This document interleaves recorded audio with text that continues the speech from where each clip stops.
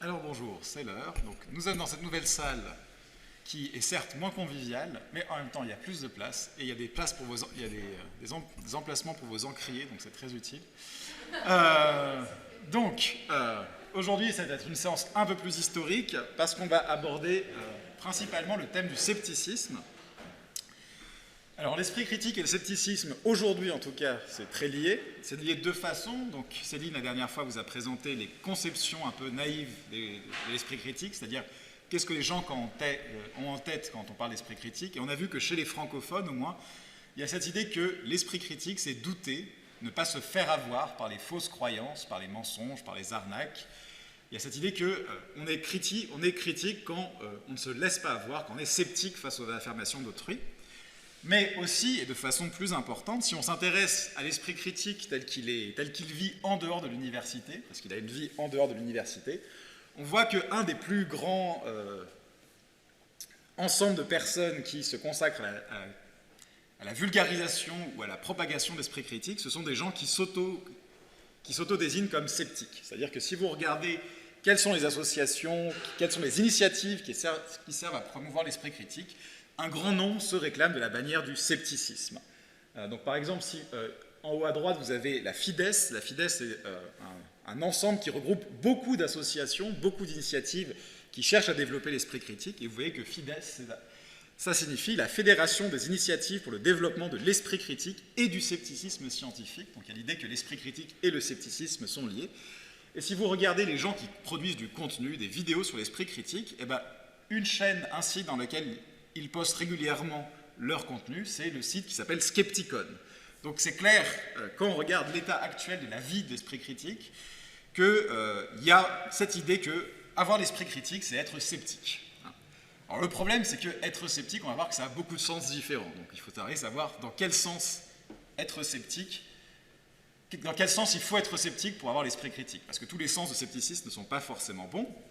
Et en fait, la réponse à cette question, elle est déjà dans ce que j'ai présenté, c'est que très souvent, vous avez l'idée que le bon scepticisme, c'est le scepticisme scientifique. C'est l'idée qu'il faut douter, il faut être sceptique, mais il faut douter en accord avec les méthodes de la science, donc douter de manière méthodique en suivant la méthode scientifique. Et quand maintenant... Alors moi, ce qui m'intéresse ici en tant que philosophe, ça va déjà être de savoir qu'est-ce que c'est que la méthode scientifique, mais déjà ça c'est le cours de la semaine prochaine. Donc, pour cette semaine, on va se concentrer qu'est-ce que c'est le scepticisme, parce qu'en général, quand vous regardez un peu les rares fois où les personnes qui appartiennent à ces mouvements essayent de faire un peu l'historique de leurs pensées, leurs illustres aïeux, souvent ils vont lier le scepticisme, leur pratique de l'esprit critique, la pratique du scepticisme scientifique, aux différentes écoles sceptiques qu'on trouve à travers l'histoire de la philosophie, car le mot sceptique, ça vient de l'histoire de la philosophie. Je ne pense pas que c'est un grand scoop. Et en fait, le but de la séance d'aujourd'hui, ça va être de dire que c'est pas vraiment sûr, en fait. Pour moi, et je vais essayer de présenter pourquoi, le plus probable, c'est qu'il n'y a probablement aucun lien entre ce qu'on appelait scepticisme dans l'histoire de la philosophie et ce qu'on appelle scepticisme aujourd'hui dans ces associations. Que, en fait, ce scepticisme scientifique, historiquement, il vient d'une toute autre source qui n'est pas le scepticisme philosophique.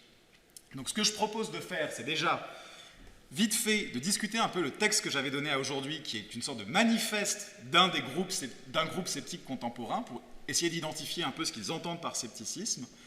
Et ensuite, le reste de la séance, on va essayer de remonter dans le temps et faire l'histoire étape par étape de ce qu'on a appelé scepticisme, pour voir que déjà, le scepticisme philosophique ne ressemble pas beaucoup au scepticisme scientifique contemporain. Et ensuite, que scepticisme scientifique, ça peut paraître normal d'associer les deux mots aujourd'hui, mais en fait, pour la plupart de l'histoire de la philosophie, les sceptiques et les scientifiques, ce n'est pas vraiment des copains, hein, c'est plutôt des ennemis les uns des autres, en fait. Donc, on va essayer de comprendre quand est-ce que naît l'idée d'un scepticisme scientifique, quelle est l'époque à laquelle, justement, on abandonne le scepticisme philosophique classique pour donner naissance à une nouvelle forme de scepticisme, et ça nous permettra de passer en revue quelles sont les différentes conceptions de ce que ça veut dire être sceptique. Donc d'abord, comme je vous ai dit, je vais parler un peu du scepticisme contemporain. Si vous avez des questions, je sais que la salle est plus grande, mais levez la main et puis interagissez quand même, ne soyez pas timides. Alors comme je vous ai dit, au XXe siècle, surtout après la Seconde Guerre mondiale, il y a une énorme explosion des mouvements sceptiques. Et ces mouvements, ils se déploient surtout dans un contexte qui, selon eux, est un contexte dans lequel les croyances pseudo-scientifiques se répandent. C'est-à-dire qu'il y a beaucoup de choses qui ne sont pas scientifiques, mais qui se réclament de la science, par exemple des thérapeutiques alternatives. Il y a aussi le boom, après la Seconde Guerre mondiale, le boom des croyances aux ovnis. Il y a aussi le paranormal. Et donc, beaucoup de mouvements se créent à travers le monde pour essayer, en fait, de dénoncer ou d'examiner certains, d'examiner impartialement ou de dénoncer, selon les cas, ces croyances et ces croyances qui sont en général jugées fausses. Alors, je ne prétends pas faire un historique très détaillé de ces mouvements parce que c'est pas, il faudrait un historien pour ça, c'est pas ma compétence. Mais quelques dates qui reviennent généralement dans les différentes généalogies que j'ai pu consulter. On a la création du comité para en Belgique, qui s'appelle comme ça parce qu'il se concentre d'abord sur l'exploration de la parapsychologie, hein, vous savez, des pouvoirs parapsychologiques comme la télékinésie. En 1968, on a la création de l'AFIS en France, qui est l'Association française pour l'information scientifique. Et ensuite, vous avez la création de différents mouvements sceptiques aux États-Unis. Par exemple, en 1976, vous avez le Committee for the Scientific Investigation of Claims of the Paranormal, qui s'appelle aujourd'hui le Committees for Skeptical Inquiry, qui crée le magazine qui s'appelle The Zetetic, qui est aujourd'hui appelé le Skeptical Inquirer. Et c'est ce magazine et cette association qui vont contribuer à beaucoup diffuser l'appellation sceptique aux États-Unis. Mais ce sur quoi je vais me concentrer aujourd'hui, c'est sur une autre association qui est créée en 1991 par Michael Shermer et Pat Lindsay, qui s'appelle la Skeptic Society, et qui publie un journal qui s'appelle The Skeptic. Alors pourquoi je me concentre sur eux? Parce que Michael Shermer, qui est un des créateurs de cette société, a écrit le texte que je vous donne à lire pour aujourd'hui, qui est ce manifeste sceptique. Donc quelque chose qui tente d'expliquer qu'est-ce que c'est être un sceptique au XXe siècle. Alors juste, si vous regardez la façon dont la Skeptic Society se décrit, il y a cette idée que certaines personnes croient que le scepticisme, c'est rejeter toutes les nouvelles idées, ou pire, les gens confondent sceptique et cynique, c'est-à-dire la personne qui ne veut jamais rien accepter, qui vient mettre en cause le statu quo. Mais c'est faux. Qu'est-ce que c'est le scepticisme? C'est une approche provisionnelle, c'est-à-dire on accepte les choses uniquement à titre provisoire, jamais de façon définitive. C'est l'application de la raison à toutes les idées. Aucune vache sacrée n'est permise, c'est-à-dire que la raison doit triompher partout, il n'y a rien qui n'échappe à l'examen de la raison. En d'autres mots, le scepticisme est une méthode, ça n'est pas une position. Idéalement, le sceptique ne commence pas à étudier un sujet en fermant son esprit à certaines possibilités, mais il doit être ouvert à toutes les possibilités. Il ne doit pas rejeter la possibilité, par exemple, des pouvoirs parapsychiques quand il va les étudier. Il doit les étudier en pensant que ça doit être vrai. Donc il y a cette ouverture d'esprit. Et quand nous disons que quelqu'un est sceptique, nous disons que pour croire quelque chose, il doit voir des preuves convaincantes. Donc qu'est-ce que c'est être sceptique? C'est avant tout refuser de croire sans preuve convaincante. Donc je ne sais pas si vous croyez des choses sans preuve convaincante, mais si c'est le cas, vous n'êtes pas sceptique. Et donc, je vous avais donné à lire aujourd'hui un texte de Shermer, donc Shermer qui est quelqu'un qui a fait des études en psychologie avant de devenir cette figure du mouvement sceptique, qui a écrit un certain nombre de livres qui sont très cités, mais qui sont plutôt des livres grand public à la base. Et donc, le chapitre que je vous ai donné, c'est un manifeste où il essaie d'expliquer ce qu'est le scepticisme, et ça commence par un tas d'anecdotes personnelles, je ne sais pas si vous avez lu le texte, parce que Shermer a été un peu cycliste de haut niveau pendant un moment, il a juste dû mettre fin à sa carrière suite à une blessure, et donc il explique bien que dans le cadre de sa vie sportive, on lui a fait tester plein de trucs, plein de remèdes miracles, plein de pratiques qui sont censées booster les compétences, qui en fait ne fonctionnaient pas spécialement, ou voire avaient des effets secondaires, un peu comme quand il dit voilà, je prenais toutes ces vitamines et ça me faisait juste uriner d'une couleur bizarre, mais il n'y avait aucun bénéfice. Et voilà, donc en gros, il commence par définir le scepticisme comme j'ai cru plein de choses, plein de théories fausses pendant longtemps, juste parce qu'on me le disait. Être sceptique, c'est se dire finalement, il me faut des preuves en fait. Je ne vais pas le croire juste parce que mon coach me dit d'utiliser telle chose. Je ne vais pas le croire juste parce qu'un ami me dit que ça marche. J'ai besoin de preuves. Okay. Donc ce qui est important, et ça on va voir que ça revient souvent pour les conceptions contemporaines du scepticisme, il y a l'idée que le scepticisme, il s'oppose avant tout à la crédulité. Qu'est-ce que c'est le contraire d'être sceptique? C'est d'être crédule, c'est de gober des trucs, c'est d'avaler les trucs sans demander assez de preuves. Et ce qui est intéressant, c'est que dans les formes de crédulité, Shermer en identifie une qu'il appelle dogmatisme. Il n'y a que lui qui utilise le mot dogmatisme comme ça, je vous préviens, hein, jusque-là. Il dit, voilà, le dogmatisme, c'est accepter les choses uniquement parce que quelqu'un nous l'a dit, une autorité nous l'a dit, ou un ami nous l'a dit.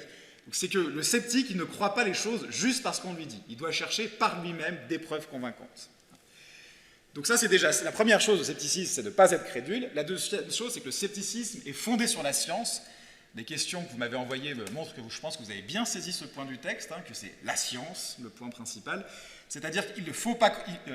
quand on dit qu'il ne faut pas être crédule, ça veut dire qu'il faut demander des raisons basées sur la méthode scientifique d'accepter des théories. Et il y a aussi cette idée selon laquelle que du coup le sceptique n'accepte jamais les affirmations de manière définitive, mais toujours de façon provisoire, parce qu'il est toujours ouvert à l'idée que de nouvelles preuves scientifiques puissent venir mettre en cause quelque chose qu'il a accepté.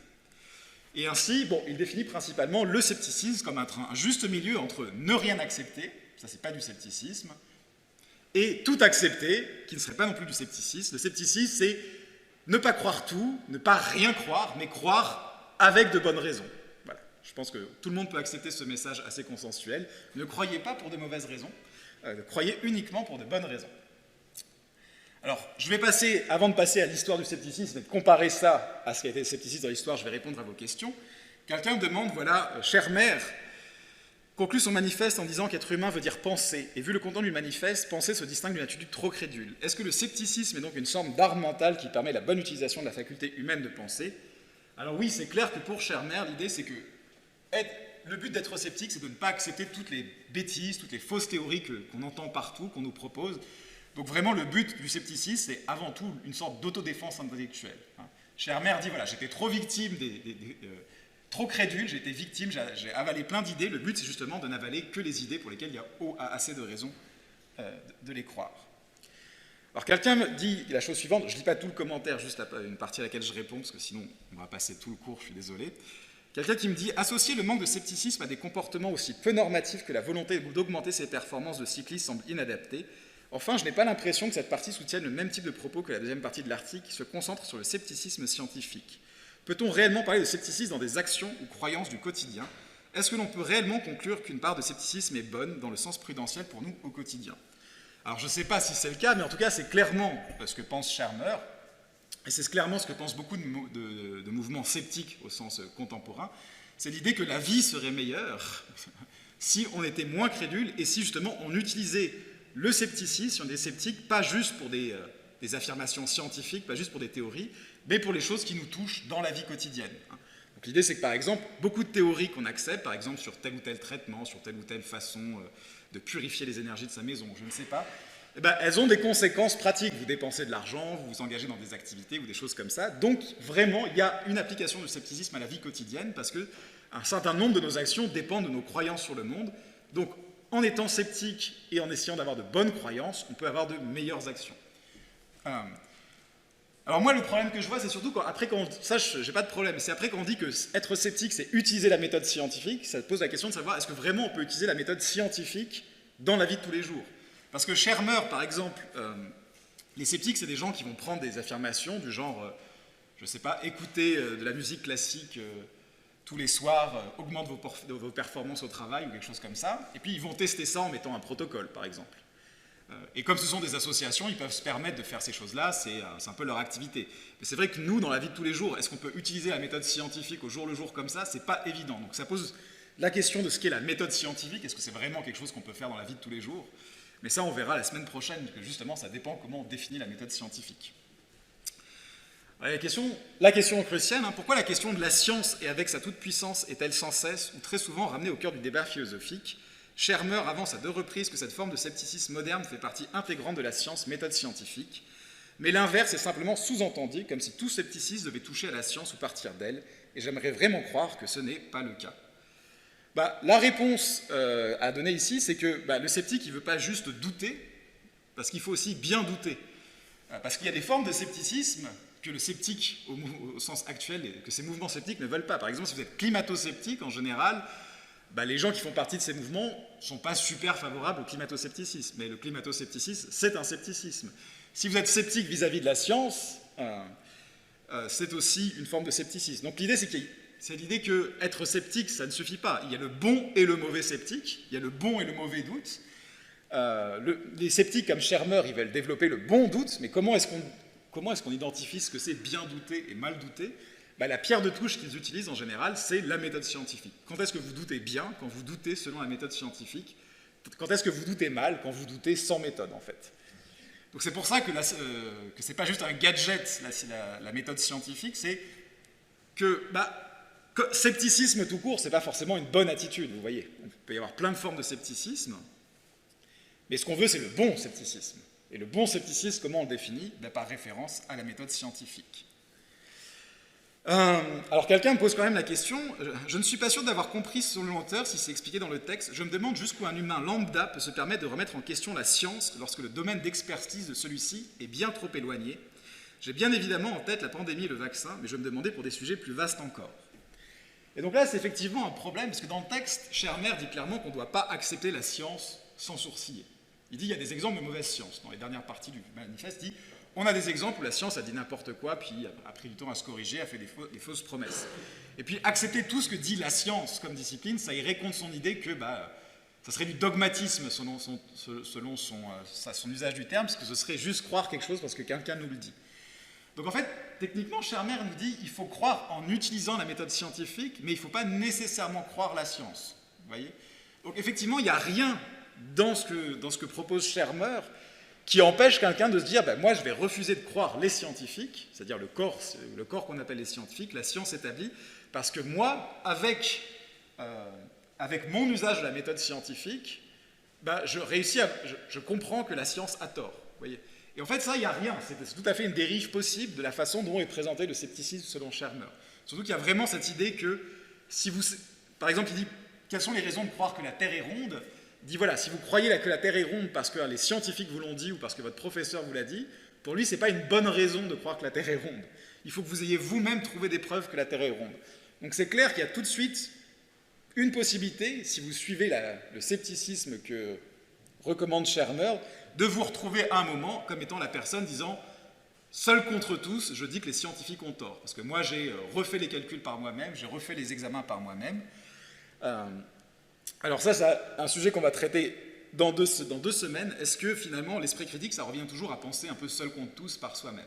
Ce qui est une conception d'esprit critique qui est assez courante et qui est en germe ici. Enfin, il y a quelqu'un qui demande, voilà, mais est-ce qu'on est forcément crédule quand on croit des choses qui ne sont pas scientifiques? Donc, par exemple, c'est voilà, si on croit une théorie New Age, par exemple, si on croit que énergiser l'eau de ces plantes pour qu'elles poussent mieux, ça marche parce qu'effectivement, on a fait l'expérience chez nous, on a énergisé l'eau des plantes et puis ça a poussé mieux. Est-ce qu'on est forcément crédule? Imaginons qu'on est vraiment quelqu'un qui a fait ça, qui a dit bon, moi je ne suis pas sûr, je vais tester d'abord, puis je vois que ça marche. Mais en fait, ça a marché pour des raisons qui sont totalement pas celles-ci. Hein, c'est juste un accident que ça ait marché. Donc la personne croit à une croyance un peu New Age anti-scientifique sur laquelle énergiser l'eau, ça permet de faire pousser les plantes. Est-ce que c'est forcément crédule? Non, dans le sens où clairement cette personne aura déjà fait plus usage de la méthode scientifique que la plupart d'entre nous quand on accepte des croyances scientifiques. En fait, une des conséquences intéressantes de la façon dont Shermer explique ce qu'est le scepticisme, c'est qu'en fait, la plupart d'entre vous, dans la mesure où vous acceptez des connaissances, des croyances, des théories scientifiques, vous êtes crédule selon Shermer. Parce qu'en général, vous avez accepté les théories. La plupart des théories scientifiques que vous les acceptez parce qu'on vous les a données, en fait. Peut-être qu'il y a un certain d'entre vous qui l'ont fait, mais je ne sais pas. Mais la plupart d'entre nous n'avons pas refait les observations nécessaires pour savoir si les théories scientifiques qu'on nous a prouvées étaient vraies. Donc clairement, quelqu'un qui croirait des théories non scientifiques, mais qui aurait au moins essayé un peu de les tester, techniquement, elle serait plus sceptique que quelqu'un qui croit des théories scientifiques sans jamais avoir essayé de les prouver par elle-même, selon les critères de Shermer. Okay. Mais en même temps, on a l'impression pour Shermer que si tu crois des choses non scientifiques, c'est que tu n'as pas fait preuve d'esprit critique, et si tu crois des choses scientifiques, c'est que tu as fait preuve d'esprit critique. Donc il y a une sorte de tension qui est claire dans ce cas-là, quoi. Alors, il y a quelqu'un qui demande, selon la définition du scepticisme fournie par l'auteur, il semble nécessaire de fournir une preuve pour toute déclaration. Dans ce contexte, peut-on être à la fois sceptique et croyant? Bon, on ne va pas se mentir, dans la plupart des mouvements sceptiques contemporains, c'est évident que les croyances religieuses font partie des croyances qui sont pas des croyances pour lesquelles on a de bonnes raisons. Donc si vous croyez, si vous avez des croyances religieuses, vous ne pouvez pas être purement sceptique pour la plupart des mouvements. Et étant donné la définition qu'en donne Shermer, c'est évident que vous n'avez pas testé l'existence de Dieu. Alors à moins que vous ayez une illumination mystique, dans ce cas-là, vous avez une preuve de première main de l'existence de Dieu, il s'est présenté à vous. Mais dans la plupart des cas, le scepticisme s'oppose aux croyances religieuses, et c'est d'autant plus le cas aux États-Unis que les mouvements sceptiques en général sont des ennemis acharnés de tout ce qui est créationnisme et intelligent design. C'est une dimension qui existe moins en Europe, mais il y a des énormes enjeux aux États-Unis là-dessus. Donc il y a vraiment une lutte entre le scepticisme et les croyances religieuses. Bon, ça on y reviendra quand on parlera de ce que c'est qu'une croyance. Puis quelqu'un dit, voilà, c'est dommage que le texte nous dit qu'il faut être sceptique, mais ne parle pas des choses qui nous empêchent d'être sceptiques, par exemple les biais personnels qui rendent nos sources de questionnement orientées. Il y a de nombreux articles qui ont été écrits sur les biais, du moins dans la sphère des études de genre, mais pas que, en fait. Les biais, on en fera une séance dessus, c'est un sujet énorme que beaucoup de disciplines ont traité. Et c'est vrai que c'est quelque chose qui manque par rapport à d'autres mouvements sceptiques. Beaucoup de mouvements sceptiques mettent l'accent sur l'idée qu'il faut connaître les biais qui nous empêchent de mal penser, mais ce n'est pas présent vraiment dans le texte de Shermer, cette dimension. On y reviendra effectivement quand on parlera des biais. Shermer dit juste on a tendance à être crédule, mais il n'explique pas vraiment pourquoi on aurait tendance à être crédule, en fait. Il ne dit pas exactement d'où ça vient. Enfin, et je crois qu'il nous reste plus que 2 questions, il y a l'idée, est-ce que être sceptique, c'est uniquement croire les choses qu'on a une bonne raison, mais est-ce que les standards de justification varient? Ça, c'est quelque chose dont ne parle pas Shermer. Quand est-ce qu'on a assez de bonnes raisons pour croire quelque chose? Est-ce que ça dépend du contexte? Là, il y a beaucoup de débats, il n'y a pas de réponse, définitive là-dessus. Je ne crois pas qu'il y ait beaucoup de débats chez les sceptiques sur cette question, mais c'est des débats qu'on y a en épistémologie sur l'idée que peut-être qu'il y a des croyances, quand certaines croyances ont des conséquences pratiques potentiellement importantes, avant d'accepter ces croyances, on peut avoir une barre plus haut, en fait. C'est quelque chose qui existe aussi dans des débats envers les scientifiques, c'est l'idée qu'il y a quand même des croyances, il y a quand même des théories qui, si elles étaient vraies, pourraient avoir des conséquences sociales un petit peu dommageables. Et donc certains scientifiques considèrent que c'est normal de demander un niveau de preuve plus élevé pour ce genre de théorie, par exemple pour accepter un article, que pour d'autres théories. C'est-à-dire qu'il faudrait... Donc l'idée c'est que par exemple si... on pourrait prendre un exemple comme ça. Imaginez que vous avez quelque chose de très bénin, je ne sais pas, vous avez des petites démangeaisons dans le doigt, on prend un exemple très jungien de temps en temps, et vous acceptez de... Il y a un ami qui vous dit, voilà, si tu portes ce bracelet, ça va guérir tes petits guilis dans le doigt au bout d'un moment. C'est peut-être pas très grave de le faire sans vérifier. Si maintenant vous êtes en train de souffrir d'une maladie mortelle et qu'il y a un ami qui vous dit, voilà, si tu arrêtes ton traitement mais que tu portes ce bracelet, tu vas guérir, t'inquiète. Peut-être que dans ce cas-là, on peut demander un niveau de preuve plus élevé parce que les enjeux pratiques sont un peu plus importants. Alors là, quelqu'un demande, mais est-ce qu'on peut être sceptique dans les valeurs morales? Parce que voilà. Lorsqu'un individu est sceptique, il doit remettre en question tout système de pensée qui propose des valeurs morales objectives. Si on admet que les valeurs morales sont absolues et objectives et qu'elles ne sont pas relatives et subjectives, on constate que cela rentre en contradiction avec le fait que chaque personne sceptique va construire son propre système de valeurs morales, et cela nous conduit à la subjectivité des valeurs morales et aux relativistes. Je me demande comment ce problème lié au scepticisme peut être résolu. Pourquoi est-ce que dans la philosophie morale, on ne propose pas une méthode objective de raisonnement? Donc là, je suppose que l'idée, c'est par exemple que puisqu'il y a 2 problèmes du point de vue du scepticisme avec l'idée de morale objective, c'est déjà, on demande au sceptique de ne pas croire la morale qui est déjà établie, donc il doit refaire la morale pour lui-même, c'est déjà un problème chez Descartes. Et il y a surtout l'idée que les instruments que propose Shermer pour faire son jugement, ils ne sont pas très applicables à la morale. La méthode scientifique n'est pas la méthode qu'on doit utiliser pour déterminer ce qui est bien ou mal, parce que ce qui est bien ou mal ne dépend pas directement de l'observation. Donc est-ce que du coup, si on est sceptique, on doit juste se dire, le bien, le mal, tout ça, c'est purement subjectif?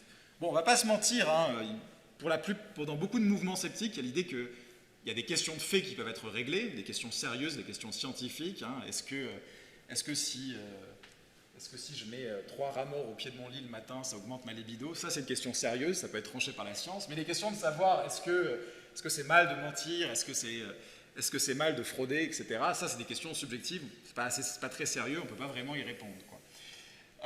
Alors, effectivement, on pourrait se dire, oui, mais l'idée que la morale est subjective et qu'il n'y a pas de démarche objective, c'est plus un préjugé qu'autre chose. En tout cas, ça doit se discuter d'un point de vue philosophique. on pourrait imaginer qu'il y a des procédures qui sont rationnelles et objectives pour déterminer ce qui est bien ou mal, mais bon, on ne va pas se mentir, il n'y a pas non plus de consensus énorme chez les philosophes moraux sur quelle serait la bonne procédure pour déterminer ce qui est bien ou mal. Mais bon, c'est clair que dans beaucoup de mouvements sceptiques, par exemple américains, il y a cette idée, ils font la distinction qui est en train de rentrer peu à peu dans le langage ordinaire entre les faits et les opinions. Alors vous allez dire, du point de vue d'un philosophe, ça fait sens de faire la distinction entre les faits et les opinions. Il y a la réalité et la représentation de la réalité, mais ce n'est pas du tout ça qu'ils entendent par faits et opinions. Ce qu'ils entendent, c'est qu'il y a des questions qui peuvent être tranchées par l'observation objective, et il y a des choses, c'est juste ton opinion, tu vois, c'est ton goût, chacun pense ce qu'il veut parce que c'est subjectif, et en général, tout ce qui est moral rentre un peu dans le domaine plutôt du subjectif, donc pas quelque chose qui fait l'objet de l'enquête sceptique, en fait. Donc c'est vrai qu'il n'y a pas énormément de réflexion sur la morale, mais il y a des sceptiques quand même qui essayent de le faire. D'ailleurs, je crois qu'on parle de Schermer, mais je crois que Schermer a quelques textes où il essaye de dire, contrairement à ce que pensent mes collègues sceptiques, on peut avoir une pensée critique en morale, en fait. On peut essayer d'avoir... alors je ne sais plus si c'est Schermer, mais il me semble que c'est lui, il faudra que je vérifie. Donc voilà, pour résumer le scepticisme selon Schermer, qui est juste un exemple de scepticisme contemporain, oui.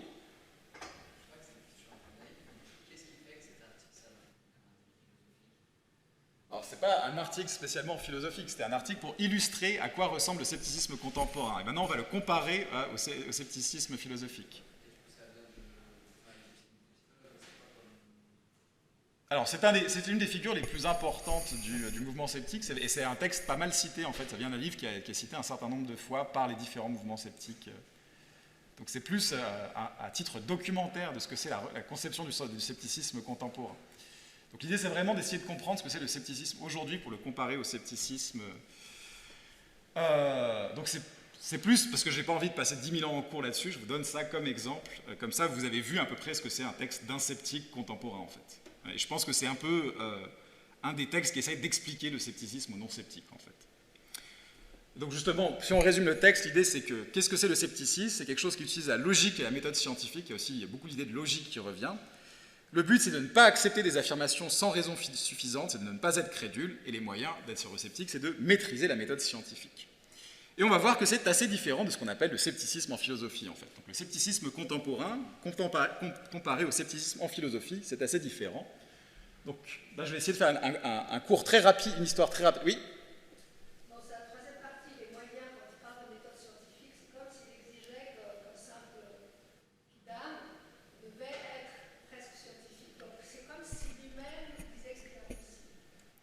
Alors, eux sont persuadés qu'on peut maîtriser la méthode scientifique d'une certaine façon, dans un sens qui n'est pas utilisé dans la vie de tous les jours. Mais on y reviendra la semaine prochaine quand on parlera de ce qu'est la méthode scientifique, justement. Ça dépend quelle est la conception. Donc lui, il a une conception très précise, il dit que c'est la méthode hypothético-déductive, mais je reviendrai sur cette idée la semaine prochaine. Alors, pour l'histoire du scepticisme, alors, deux choses que vous pouvez lire si vous voulez plus en détail, parce que là, je ne vais pas rentrer énormément dans le détail. Il y a ce livre qui est assez récent, à droite, environ 200 pages en anglais, qui fait une histoire assez claire du scepticisme. Ce qui est marrant, c'est qu'il a un dernier chapitre. Il fait 11 chapitres sur l'histoire du scepticisme philosophique, puis il fait, bon, le scepticisme non philosophique aujourd'hui.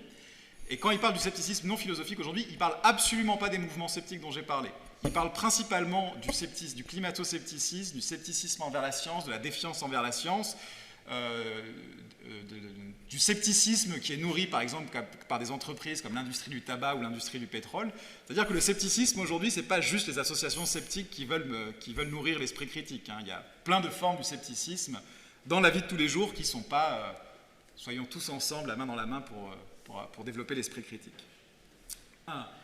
Donc celui-là, je vous le recommande. Si vous voulez plonger en français, il y a aussi celui-là qui fait 800 pages à gauche, mais qui est un classique du domaine, qui est un peu controversé parce qu'il donne un rôle peut-être un peu trop grand au scepticisme dans la révolution scientifique, mais bon, c'est un des livres les plus classiques sur l'histoire du scepticisme. Et il existe en français pour le coup, celui-ci. Alors, bon, déjà on va revenir tout à l'origine. Ça, c'est probablement la partie que vous connaissez le plus si vous avez fait un peu de philo. C'est l'apparition du terme scepticisme, et l'apparition du terme scepticisme, il fait son apparition dans l'Antiquité, chez les Grecs, pour désigner certaines écoles philosophiques. Donc il y a plusieurs écoles sceptiques. Et précisément, ça désigne les écoles philosophiques qui refusent d'affirmer la vérité ou la fausseté de quoi que ce soit. Donc un sceptique, c'est quelqu'un qui suspend son jugement, non pas provisoirement le temps de réfléchir pour faire un bon jugement, C'est quelqu'un qui suspend son jugement à tout jamais.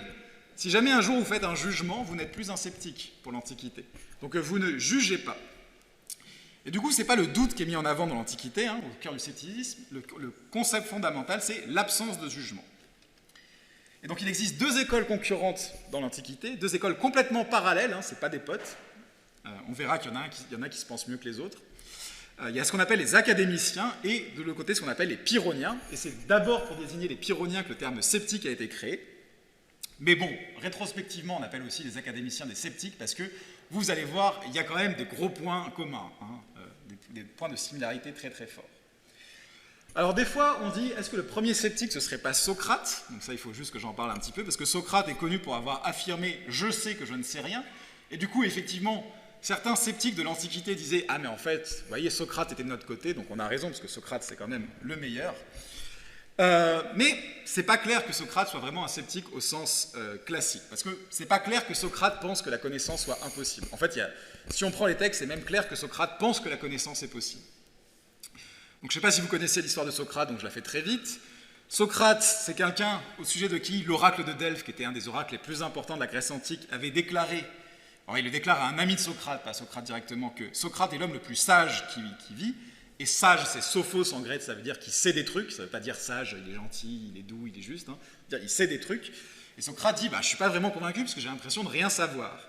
Alors, dans l'histoire de Socrate, telle qu'il a racontée par Platon, l'idée c'est que Socrate est un peu étonné, et donc qu'est-ce qu'il décide de faire? Il décide de tester si c'est vraiment le cas qu'il est le plus sage, que c'est lui qui sait le plus de choses. Donc vous voyez, il ne croit pas tout de suite le truc, hein, il va tester. Il utilise une méthode presque scientifique pour aller tester les déclarations de l'oracle. C'est presque un sceptique avant l'heure, d'une certaine façon, un sceptique moderne avant l'heure. Et il va voir les gens qui sont considérés les plus sages, c'est-à-dire les plus savants de son époque, pour voir ce qu'ils savent, et il en déduit que finalement, après chaque dialogue avec eux, il réalise qu'en fait, ces personnes-là ne savaient rien non plus, mais au moins lui, il avait conscience de ne rien savoir, tandis que les personnes qui l'interrogent, elles, pensaient savoir, en fait. Donc il en déduit qu'il est sage au sens que lui, il ne pense pas savoir des trucs, tandis que les autres ne savent rien, mais pensent savoir des trucs. Donc quand on lit l'apologie de Socrate, il y a trois catégories de personnes que Socrate va interroger. Il y a les hommes politiques, eux, ils ne savent vraiment rien. Il y a les artistes, alors eux, ils savent faire des trucs, ils savent écrire des... non, pas des artistes, c'est compliqué les traductions. Donc oui, il y a ce qu'on appellerait des artistes, des écrivains, des poètes, qui eux écrivent des trucs fantastiques, mais Socrate se dit, alors, ils savent faire des trucs fantastiques, ils savent faire des trucs, mais quand je leur demande comment tu as écrit ça, pourquoi tu as choisi tel mot, pourquoi c'est écrit comme ça, ils racontent n'importe quoi, ils n'ont aucune idée de pourquoi ils ont fait ce qu'ils ont fait, donc c'est l'inspiration divine qui les guide, donc ils ne savent rien. Et par contre, là, ce qui nous intéresse pour le cas aujourd'hui, c'est la troisième catégorie de personnes que Socrate interroge, ce sont les artisans, pas les artistes, mais c'est traduit artistes, c'est les poietes en Grèce. Et donc, ce qu'il appelle art dans le passage, c'est vraiment l'artisanat, hein. Faire une table, faire une épée pour un forgeron, etc. Donc des poètes, je passais aux artisans, j'avais la conscience de ne rien entendre aux arts, et j'étais bien persuadé que les artisans possédaient 1000 secrets admirables, en quoi je ne me trompais bien. Ils savaient bien des choses que j'ignorais. Vous voyez, il y a des gens qui savent des trucs, hein. Effectivement, le forgeron, il sait forger des trucs, il sait comment ça marche. Et en cela, ils étaient beaucoup plus habiles que moi. Mais Athéniens, les plus habiles me parurent tomber dans les mêmes défauts que les poètes. Il n'y en avait pas un qui, parce qu'il excellait dans son art, ne crut très bien savoir les choses les plus importantes, et cette folle présomption gâtait leur habileté, de sorte que me mettant à la place de l'oracle et me demandant à moi-même lequel j'aimerais mieux être, ou d'être tel que je suis sans leur habileté et aussi sans leur ignorance, ou d'avoir leurs avantages avec leurs défauts, je me répondis à moi-même et à l'oracle, j'aime mieux être comme je suis. Donc voilà, en fait, ce que montre l'apologie de Socrate, c'est que Socrate ne pense pas qu'on ne peut rien savoir, il pense que les artisans savent des choses. Ce que Socrate pense, c'est surtout que les gens pensent savoir des choses, surtout au sujet des choses importantes, la politique, la morale, la façon de diriger. Ce qui l'intéresse, c'est les sujets qui nous permettent de décider comment on va vivre notre vie. Au sujet des sujets les plus importants pour Socrate, comment vivre sa vie, qu'est-ce que le bien, là, les gens ne savent rien et pensent savoir des choses. C'est vraiment ça le point de Socrate, c'est que sur ces questions importantes, on se laisse guider en étant persuadé de savoir ce que c'est le bien, de ce que c'est le bon, qu'est-ce que c'est être heureux. On ne se remet pas en question, alors qu'en fait, personne ne sait rien. Mais c'est clair que pour Socrate, on peut savoir des choses, et en fait, si vous lisez tant Platon que Xénophon, qui sont les deux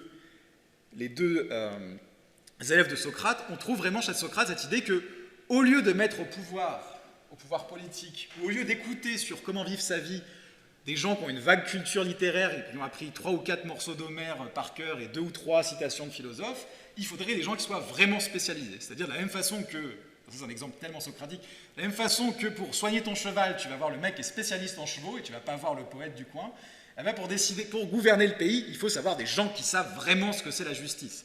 Donc c'est pas du tout clair que Socrate défend quelque chose qui est l'impossibilité de la connaissance. Ce qu'il défend, c'est avant tout l'idée que les gens, actuellement, font n'importe quoi. Hein. Ils laissent aux soins de personnes non spécialisées, non compétentes, qui ne savent pas des questions qui sont importantes. Donc le scepticisme de Socrate, ce n'est pas un scepticisme au sens où il pense qu'on ne peut rien savoir, c'est un scepticisme au sens où il y a les principes suivants qui sont réunis. Un principe d'humilité épistémique, il faut déjà ne pas penser savoir plus que ce qu'on sait, ça c'est important. Il faut savoir penser par soi-même, ça c'est très important pour Socrate, c'est l'idée qu'en général on pense savoir des trucs, on pense savoir ce qu'est le bien, on pense savoir ce qu'est la morale, parce que tout le monde, on a entendu des idées, puis on les a stockées sans vraiment se poser de questions, on les restitue, mais en fait quand on restitue des idées qu'on a chopées ailleurs, c'est pas vraiment nos idées, parce qu'on ne les a pas examinées. Elles ne deviennent nos idées qu'à partir du moment où on a fait l'effort d'y réfléchir et de se dire « Ah, mais est-ce que je suis vraiment d'accord avec ça ?» Donc c'est l'idée que vous pouvez avoir des opinions à vous qui ne sont pas vraiment vos opinions, en fait, ce sont juste les opinions qui traînent autour de vous, et que vous avez juste à avaler.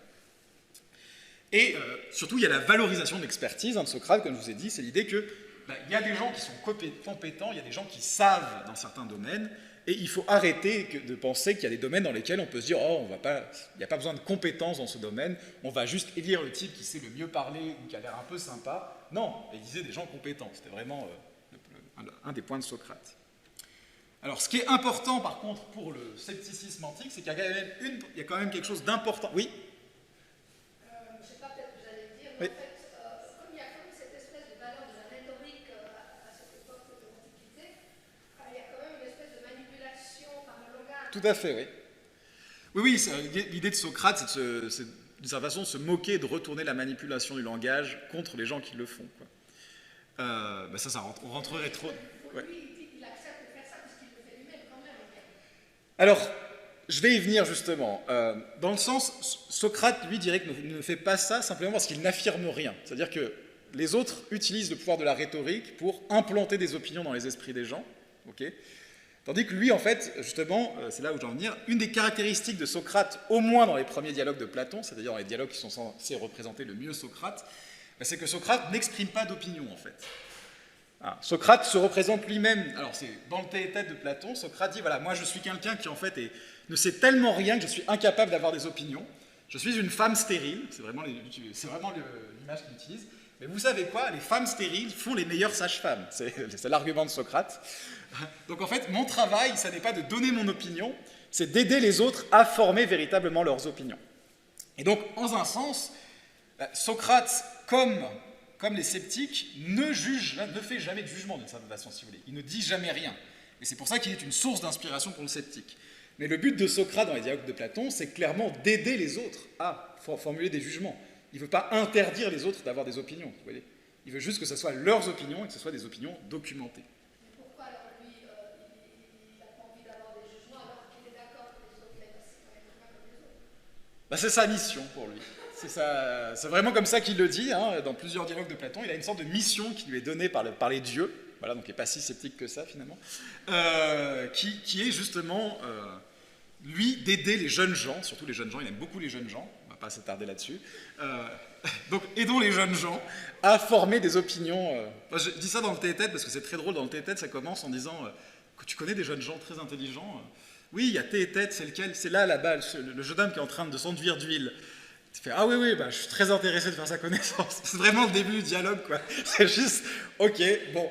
Mais oui, vraiment, Socrate, il n'y a pas cette idée que personne ne peut rien savoir, c'est que lui-même, par contre, ne peut rien savoir. Il ne sert que de catalyseur à la pensée des autres, dans les premiers dialogues de Platon. Après, dans les dialogues plus tardifs de Platon, quand Platon a développé sa propre pensée, Socrate a beaucoup d'opinions sur beaucoup de choses. Hein. Il a la théorie des formes, il a des opinions politiques sur le meilleur gouvernement. On voit que Platon le fait beaucoup parler, il a beaucoup d'opinions très tranchées. Mais c'est l'idée que ce qui est plus proche du Socrate historique, c'est probablement quelqu'un qui avait plus à cœur de montrer aux gens qui n'avaient pas encore réfléchi par eux-mêmes que de leur dire ce que lui pense. Donc il n'y a pas d'enseignement, de transmission de pensée. Alors pourquoi c'est important? Parce que la première école sceptique de l'Antiquité, c'est ce qu'on appelle l'Académie, et l'Académie, c'est l'école de Platon, justement. Donc, après la mort de Platon, donc Platon, élève de Socrate, fonde cette école, qui est l'Académie, et l'Académie, en gros, transmet les thèses platoniciennes majeures, la théorie des formes et d'autres théories platoniciennes. Mais, quelque temps après la mort de Platon, l'Académie va prendre un virage avec Arcésilas, qui devient chef de l'Académie. Et l'idée, c'est que jusque-là, on était plutôt dans une forme de dogme platonicien, on transmet la théorie des idées de Platon, et Arcésilas propose plutôt de revenir à Socrate, en fait. Dire, voilà, si vous relisez les dialogues de Platon, vous voyez que, les premiers dialogues de Platon, vous voyez que Socrate ne propose jamais de théorie, il balance les arguments pour, il balance les arguments contre, et le dialogue se finit toujours sur un manque de conclusion, sur ce qu'on appelle une aporie, une impasse. Et peut-être que c'est ça l'essence de la philosophie. Et donc, sous l'égide d'Arcésilas, puis ensuite de Carnéade, qui sont les deux grands noms de l'Académie platonicienne, l'Académie de Platon va accepter une théorie selon laquelle on ne peut jamais connaître la vérité. On peut juste opposer des arguments pour et des arguments contre, et donc on ne peut jamais porter de jugement. Il ne faut jamais juger en disant que quelque chose est certitude, on peut juste dire ce qui est plus ou moins probable. Alors il ne nous reste pas beaucoup d'écrits de tous ces gens-là.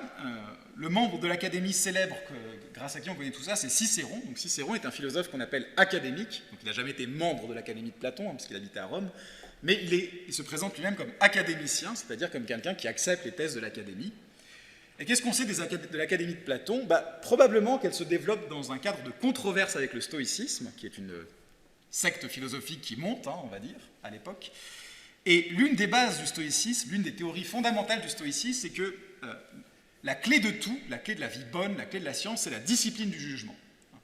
Le stoïcien sont clairs là-dessus. Qu'est-ce qui compte avant tout? C'est de bien juger. Une fois que vous jugez bien, tout le reste en découle. Et comment est-ce qu'on juge bien? On a des impressions qui nous sont données par les sens, par exemple. Par exemple, là, j'ai l'impression qu'il y a des gens, voilà. Mais quand j'ai une impression, je ne suis pas obligé de l'accepter. Il faut d'abord que je donne mon assentiment à cette représentation. Ça ne devient un jugement. J'ai l'impression qu'il y a des gens, mais je ne jugerai qu'il y a des gens ici que si j'accepte cette représentation. Vous voyez l'idée? Il y a une sorte de mouvement volontaire par lequel j'accepte la représentation. Et donc, la discipline du jugement, c'est savoir quand est-ce que j'accepte les représentations. Et les stoïciens ont cette idée que, pour le sage, pour être un vrai stoïcien, pour être un philosophe, il faut accepter les représentations qui portent une marque indubitable de la vérité. Qu'est-ce que ça veut dire? Des représentations qui sont telles que ça ne peut pas être faux ce qui est représenté.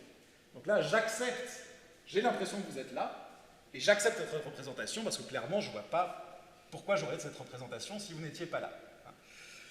Les académiciens vont justement s'introduire par là, oui. Là, on donne toujours des exemples comme le cyclisme qui sont concrets. Ouais. Mais on est toujours dans l'abstraction quand on est dans la philosophie. Ah non, ils utilisent des exemples très concrets, je vous préviens. C'est exactement le genre d'exemple qu'ils pourraient proposer. Je vais vous donner les exemples qu'ils proposent, vous allez voir. Alors, justement, les académiciens, en fait, ils vont faire leur beurre.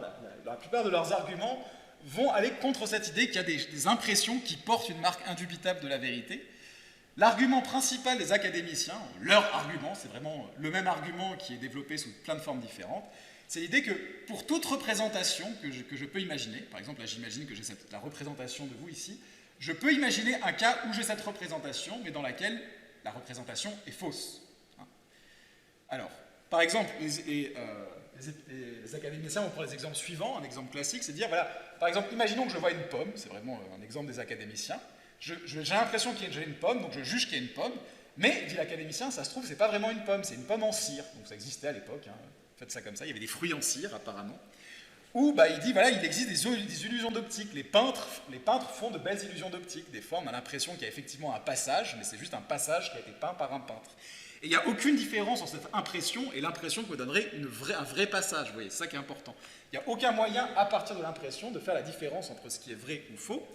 Alors, il y a d'autres arguments. Il dit, voilà, imaginez qu'il y a des jumeaux. Donc, imaginons que Céline a un jumeau. Là, je vois qu'il y a Céline, je tourne la tête. Pendant que je ne suis pas là, elle est remplacée par son jumeau. Je regarde, j'ai l'impression de voir Céline, mais en fait, je vois sa jumelle. Voilà. Ça aussi, c'est un exemple qui est donné par les académiciens. Alors, après, ils vont beaucoup plus loin. Il y a l'idée, en fait, j'ai l'impression que vous êtes là, mais je pourrais très bien être en train de rêver. Ça pourrait être un rêve. Quand je rêve, je ne fais pas la différence entre le rêve et la réalité. Donc cette impression pourrait être un rêve. Et chez Cicéron, on trouve même cet argument. J'ai cette impression, mais étant donné que les dieux sont très puissants, peut-être qu'en fait ce sont les dieux qui m'envoient cette impression directement dans ma tête et que vous n'êtes pas là. Ce serait tout à fait imaginable. Donc vous voyez, il y a vraiment cette idée. Oui. Deux fois, vous avez fait intervenir le dieu ou les dieux. Donc est-ce qu'on peut dire que cette croyance philosophique, elle n'est pas du tout comparable à la nôtre, parce qu'il y a cette influence de croyance, de dieu bizarre. Je pense que les académiciens utilisent surtout les dieux pour leurs arguments. Il n'y a pas vraiment quelque chose dans la... Voilà. Alors, en fait, bizarrement, les académiciens sont peut-être les philosophes qui sont les plus disposés à prier les dieux, parce que justement, les autres écoles philosophiques ont des opinions très fortes sur est-ce que les dieux existent et s'ils existent, quelle forme ils ont. Les académiciens, eux, ont cette philosophie de vie, ils disent « je ne sais rien ». Donc qu'est-ce qu'on fait quand on ne sait rien? Eh bien, on se plie aux coutumes de sa cité. Donc si la cité, elle dit « il faut prier à tel dieu », on va prier tel dieu. Parce que, bon, déjà, on ne sait pas si ça existe ou pas, et c'est vraiment le moyen d'éviter le plus d'emmerdement, quoi, en fait. Non, mais c'est vraiment ça. Donc, techniquement, les académiciens sont effectivement peut-être ceux qui vont le plus montrer leur dévotion religieuse, mais pas forcément parce qu'ils y croient, en fait. Alors, une des caractéristiques des académiciens qui vont les séparer des autres écoles sceptiques, c'est que les académiciens pensent qu'on ne peut jamais savoir si quelque chose est vrai ou pas. On ne peut jamais savoir si une représentation est vraie ou pas, parce qu'on pourrait toujours imaginer que cette représentation est donnée par quelque chose d'autre. Mais par contre, eux disent on peut juger que certaines représentations sont plus ou moins probables. Donc leur idée, c'est de se maintenir au probable et pas à la vérité. On ne peut pas savoir ce qui est vrai ou faux, mais je peux me dire que c'est probable que vous soyez ici, et vaut mieux que j'agisse comme si vous étiez ici. Mais par contre, jamais je dirais que je sais que vous êtes ici, parce que ça se trouve, c'est un rêve, ça se trouve, c'est un ensemble d'androïdes qui a pris votre apparence. Je ne sais pas, tout est possible. Vous voyez vraiment l'idée. Vous voyez, le scepticisme, c'est quand même quelque chose d'assez fort. On n'est pas juste dans douter de savoir si telle thérapie peut me soigner. Là, on en est vraiment à douter si vous êtes vraiment là. On ne va pas vraiment douter, mais ne pas juger si vous êtes vraiment là. Alors, les académiciens ne sont pas les seuls dans l'Antiquité. Ce qu'on appelle l'école sceptique dans l'Antiquité, c'est une autre école complètement parallèle qui s'appelle le pyrrhonisme. Donc c'est l'école pyrrhonienne, parce qu'elle est fondée par Pyrrhon d'Hélice, qu'on appelle aussi sceptique à l'école, à l'époque, c'est-à-dire ceux qui examinent, parce qu'ils examinent en permanence si les choses sont vraies ou fausses, ou zététique, c'est-à-dire qui cherchent, c'est-à-dire ils cherchent en permanence si quelque chose est vrai ou faux, et ils n'arrivent jamais à une conclusion. Ils sont toujours dans la recherche permanente. Alors, les pyrrhoniens se disent sceptiques, et ils s'opposent en tant que sceptiques aux dogmatiques. Qu'est-ce que c'est un dogmatique? Pour nous, c'est un nom très négatif. Pour les pyrrhoniens aussi, c'est quelque chose de très négatif d'être dogmatique. Qu'est-ce que c'est les dogmatiques? C'est les gens qui jugent de choses. Donc par exemple, si là, en ce moment, vous êtes en train de juger que je suis effectivement là devant vous en train de faire un cours, vous êtes des dogmatiques. Très probablement, vous êtes tous très très dogmatiques en fait. À partir du moment où vous pensez savoir quelque chose, vous êtes dogmatique. Donc si vous ne voulez pas être dogmatique, il faut renoncer à toutes vos croyances. C'est vraiment ça.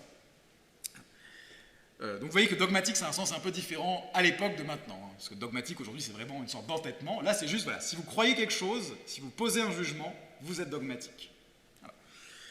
Donc, une des différences entre le pyrrhonisme et l'académisme, la première différence, qui est importante, c'est le but.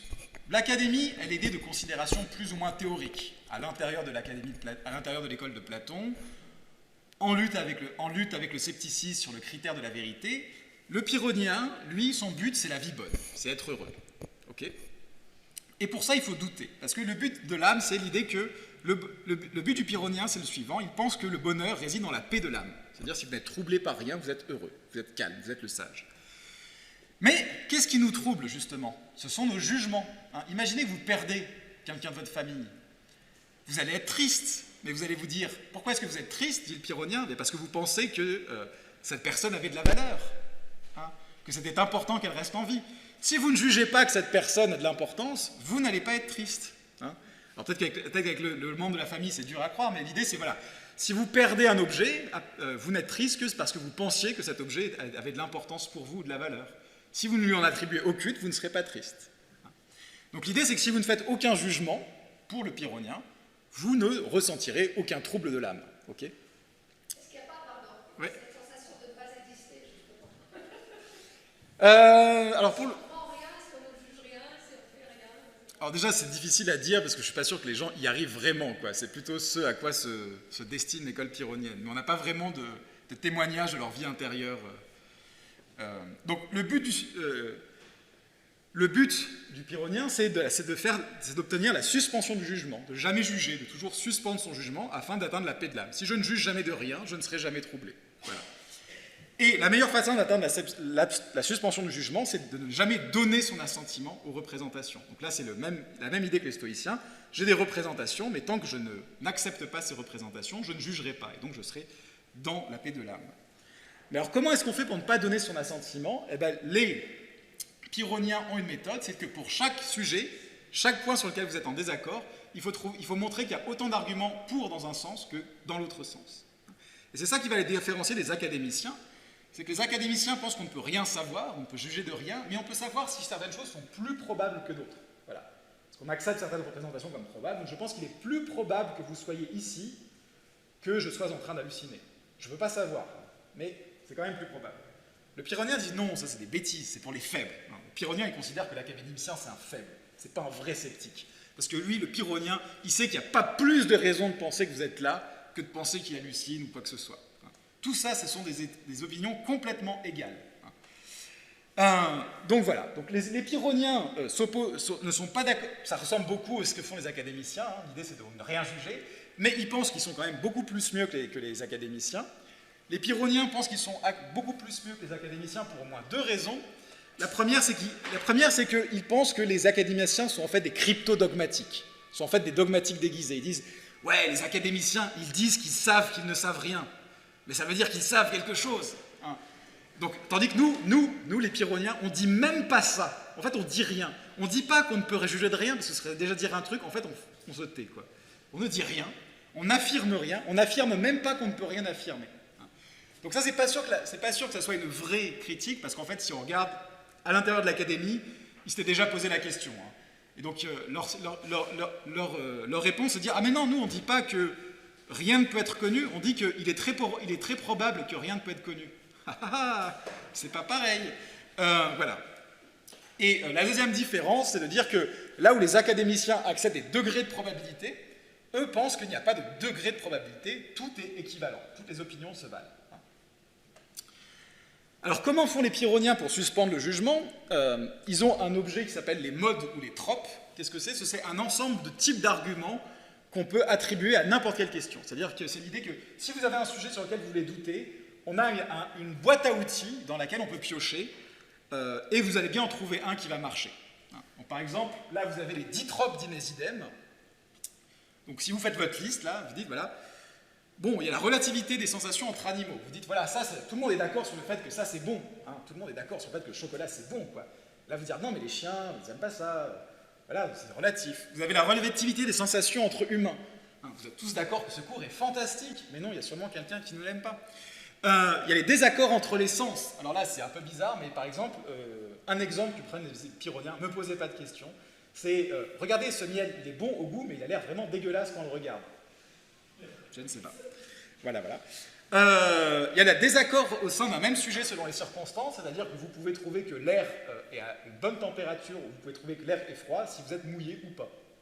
Vous pouvez trouver qu'une charge est lourde si vous avez 80 ans, mais si vous avez 20 ans, elle sera moins lourde. Voilà, c'est le même sujet qui fait des jugements différents. Vous avez les désaccords en fonction de la localisation spatiale. Hein, c'est l'idée que le truc classique de l'époque, c'est « Oh, regardez, la tour, elle a l'air carrée, mais quand on se rapproche, elle a l'air ronde. » Je ne sais pas exactement d'où ça vient, mais c'est partout dans la littérature. Il y a l'idée qu'il y a des changements selon les mélanges. Hein, vous savez, l'idée, c'est que vous aimez les petits pois, vous aimez le chocolat, mais si je vous fais du chocolat aux petits pois, peut-être que vous n'aimerez pas ça. Hein, bon, ça, c'est mon exemple. Ce n'est pas un exemple de l'époque, mais c'est un peu l'idée. Vous avez le changement selon les quantités. Hein, vous avez l'idée que, voilà, un peu de chocolat, c'est sympathique, mais si je vous force à en manger 3 kilos, ça ne sera pas aussi agréable. L'idée que tout est relatif, ça, c'est un peu le truc général. Les idées sont différentes. L'idée qu'une chose peut changer de valeur selon la rareté. Hein, c'est l'idée que...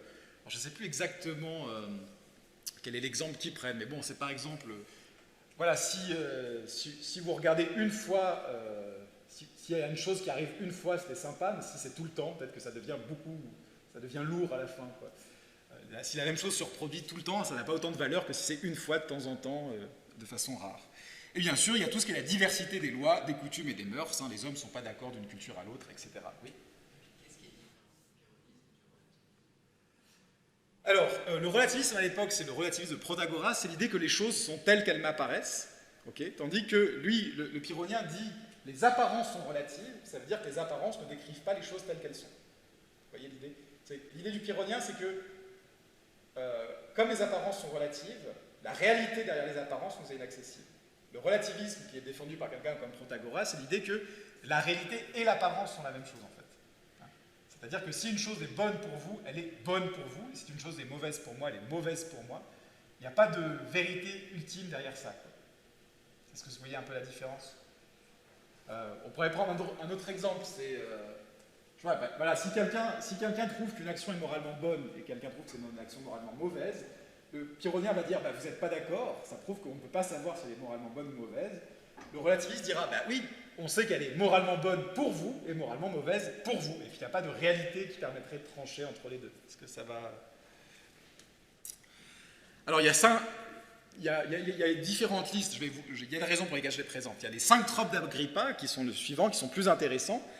C'est l'idée que pour chaque sujet sur lequel vous parlez, vous pouvez dire mais les gens sont en désaccord, donc on ne peut pas savoir ce que c'est. On peut utiliser la régression à l'infini, c'est-à-dire que si quelqu'un vous dit, vous propose une conclusion et qui démontre la conclusion à partir de A, vous pouvez dire oui, mais pourquoi j'accepterai A? Parce que B. Mais pourquoi j'accepterai B? Parce que C. C'est un peu, en gros, le pyrrhonien, c'est l'enfant qui demande pourquoi à l'infini, là, il dit. Voilà, vous demandez pourquoi, à un moment, les gens vont abandonner le débat, vous avez gagné. Il y a le raisonnement circulaire, c'est de montrer que parfois, certains raisonnements présupposent leur conclusion. Donc l'exemple classique en philosophie de raisonnement circulaire, c'est celui que donne Descartes, de dire il faut faire confiance à la Bible. Pourquoi? Parce que c'est écrit dans la Bible, quelque chose comme ça. Vous voyez que là, l'idée, c'est que le raisonnement se mord la queue.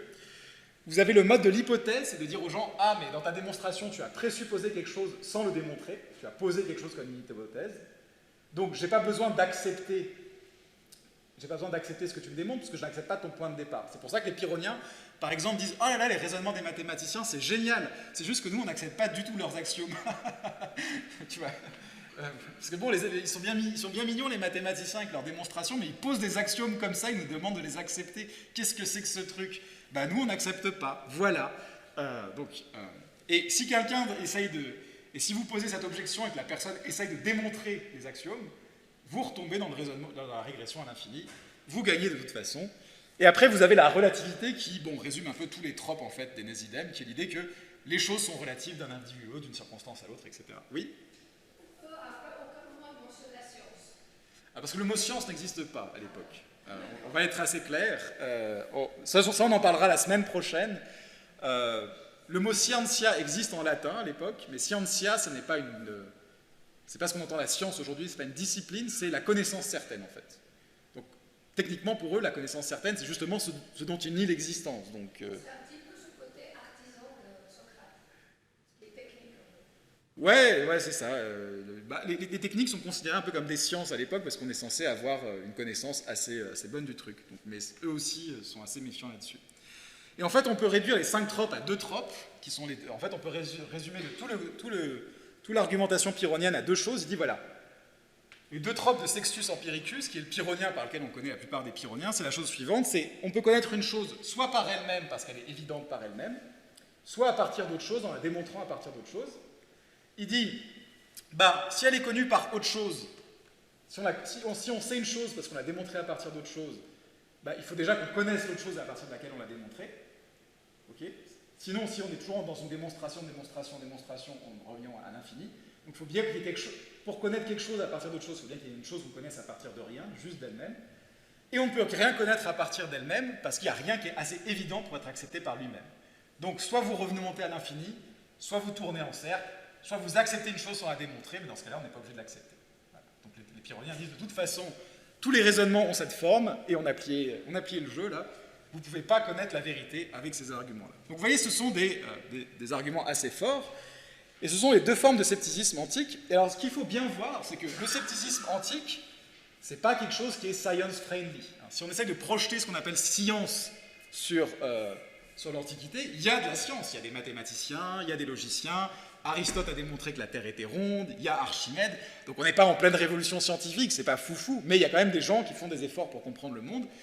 Et la réponse du pyrrhonien ou de l'académicien à ces tentatives, c'est « ça sert à rien, je ne peux pas connaître le monde ». Il n'y a aucun académicien ou pyrrhonien qui a fait de contributions importantes à l'effort scientifique dans l'Antiquité.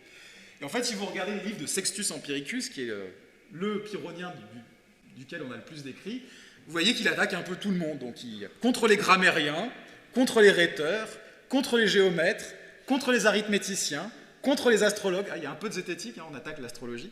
Contre les musiciens. Mais vous voyez, tout ça est au même niveau. Contre les logiciens, contre les physiciens, contre les moralistes. Donc, l'idée, c'est qu'à chaque fois qu'il y a des gens qui affirment quelque chose, c'est de montrer qu'en fait, il y a des arguments en sens inverse. Donc, rien n'échappe, tout est complètement rasé. Hein, c'est l'idée qu'il n'y a aucune connaissance possible. Le but du pyrrhonien, c'est à chaque fois que quelqu'un affirme quelque chose, de dire « mais non, en fait, on peut dire le contraire ». Oui. Pourquoi les artistes, en particulier les musiciens, affirment quelque chose? Ah, les musiciens, c'est parce qu'il y a de la théorie musicale sur les accords entre notes, sur les gammes, il y a toute une théorie mathématique derrière. Vous avez bien fait de poser la question, oui. Ça continue au Moyen-Âge, dans le sens où, parmi les arts qu'on apprend à l'université, il y a les arts mathématiques, qui incluent à la fois l'astronomie, la musique et les mathématiques. Parce que l'idée, c'est que l'astronomie et les musiques font usage des mathématiques pour décrire les choses. Donc il y a toute une partie mathématique de la musique. Ouais, c'est vrai que c'est pas évident vu comme ça. Voilà. Mais effectivement, donc il y a une partie théorique de la musique qui est que voilà, tel écart va sonner meilleur que tel autre parce qu'il correspond à telle proportion, etc. Et là encore, l'idée, c'est que tout ça ne vaut rien. Okay. Donc ensuite, on passe au Moyen-Âge. Donc pendant longtemps, le Moyen-Âge ne va pas discuter du scepticisme. Pourquoi? Tout simplement parce qu'on n'a quasiment plus aucun livre de philosophie pour les 2 premiers tiers du Moyen-Âge. Dans les 2 premiers tiers du Moyen-Âge, la quasi-totalité des ouvrages philosophiques sont perdus, je ne sais pas si vous savez ça. Ils seront récupérés pour le 3e tiers du Moyen-Âge à partir du monde arabe et de l'Empire romain d'Orient, à travers, par exemple, les croisades ou des échanges comme ça. Mais il y a quand même des traces du scepticisme, parce qu'un auteur qui est influent pour le Moyen-Âge, c'est saint Augustin. Saint Augustin qui est un des pères de l'Église, un des philosophes les plus importants de l'Église catholique, mais saint Augustin qui est aussi quelqu'un qui a un peu touché à toutes les sectes philosophiques pendant sa vie. Il s'est longtemps cherché. Avant de devenir chrétien, il a tenté beaucoup de trucs, il a tenté le néoplatonisme, tout ça, et il a été académicien. Il a effectivement été académicien parce que ce qui a converti saint Augustin à la philosophie, c'est la lecture de Cicéron, qui est justement un académicien. Donc pendant un moment, il a été un sceptique, et ensuite, dans sa phase catholique, enfin pas catholique à l'époque, ça ne veut rien dire, mais dans sa phase chrétienne, il va chercher à justement prouver que les académiciens ont tort. Donc on sait pas, il ne parle pas trop des pyrrhoniens, lui ce qui le concerne c'est les académiciens, mais il essaie de prouver qu'on peut savoir des choses, et dans son ouvrage de la Trinité, saint Augustin propose déjà un argument très très fort contre le scepticisme, contre l'idée qu'on ne peut rien savoir. Il dit la chose suivante: nous savons d'une science intime que nous vivons. Un académicien ne peut même pas dire « peut-être dors-tu sans le savoir et ne vois-tu qu'un rêve ». Sans doute les rêves de l'homme endormi ressemblent fort à ceux que voit l'homme éveillé, qui ne le sait. Mais l'homme qui a la certitude de vivre ne dit pas « je sais que je suis éveillé ». Il dit « je sais que je vis » et il vit endormi ou éveillé. Et là-dessus, il ne peut pas être trompé par des songes, car pour dormir et voir en songe, il faut vivre. J'ai coupé le raisonnement, mais la phrase de saint Augustin, c'est la chose suivante, c'est « si je me trompe, j'existe ». L'idée, c'est que je ne peux pas être sceptique sur tout. Il y a au moins une chose sur laquelle je ne peux pas être sceptique, c'est ma propre existence, parce que si je suspends mon jugement, si je me trompe, j'existe. Ça, c'est quelque chose que le sceptique ne peut pas m'enlever. Il y a au moins une vérité fondamentale, c'est que j'existe. Donc au moins le sceptique, si c'est la personne qui dit qu'on ne peut jamais rien juger avec certitude, il a au moins tort sur un point. Il y a au moins une certitude, c'est que j'existe. Je pense que vous connaissez un peu cet argument. Oui.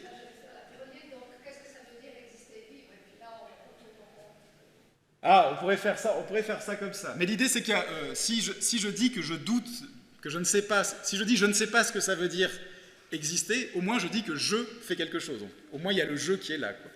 Donc c'est ça la réponse de saint Augustin. Alors, au XIIIe siècle, les textes sceptiques classiques sont redécouverts, et il y a toute une discussion du scepticisme au Moyen-Âge. Surtout, il y a un nouvel argument qui est avancé, c'est la possibilité d'un Dieu trompeur, qui va beaucoup traumatiser le XIVe siècle du Moyen-Âge. C'est-à-dire on redécouvre les sceptiques et leurs arguments et on les traduit à la sauce scolastique chrétienne. Et l'argument qui est proposé par Buridan, mais par d'autres théologiens de l'époque et qui va beaucoup discuter, c'est est-ce que je peux être sûr de quoi que ce soit quand je contemple le monde extérieur, sachant que Dieu pourrait tout à fait m'envoyer la belle image, en fait? Là, par exemple, je pense que vous êtes là, mais en fait, ça se trouve, c'est Dieu qui projette cette image dans ma tête. Comment je peux être sûr que vous êtes effectivement bel et bien là, quoi? Ça, grosse discussion. Alors, je ne vais pas vous donner toutes les solutions. Il y a une réponse qui est simple, qui est quand même avancée par certaines personnes, c'est bah, de toute façon, Dieu ne ferait pas ça parce qu'il est bienveillant par nature. Donc pourquoi est-ce qu'il nous tromperait, hein? Alors, il pourrait le faire, techniquement, dans le sens où il a le pouvoir de le faire, mais c'est impossible qu'il le fasse, dans le sens où bah, sa volonté est bonne, donc il ne peut pas mettre son pouvoir à exécution dans ce sens-là. Une autre solution qui est proposée à l'époque par Buridan, c'est juste de dire, peut-être qu'on pourrait dire qu'on sait, que je sais que vous êtes là, même si c'est possible que Dieu me trompe, juste en, vous savez, changer d'opinion sur un point sur lequel beaucoup de gens semblent d'accord, mais qui n'est pas trop discuté. Peut-être qu'on pourrait penser que pour savoir, on n'a pas besoin que la croyance soit infaillible.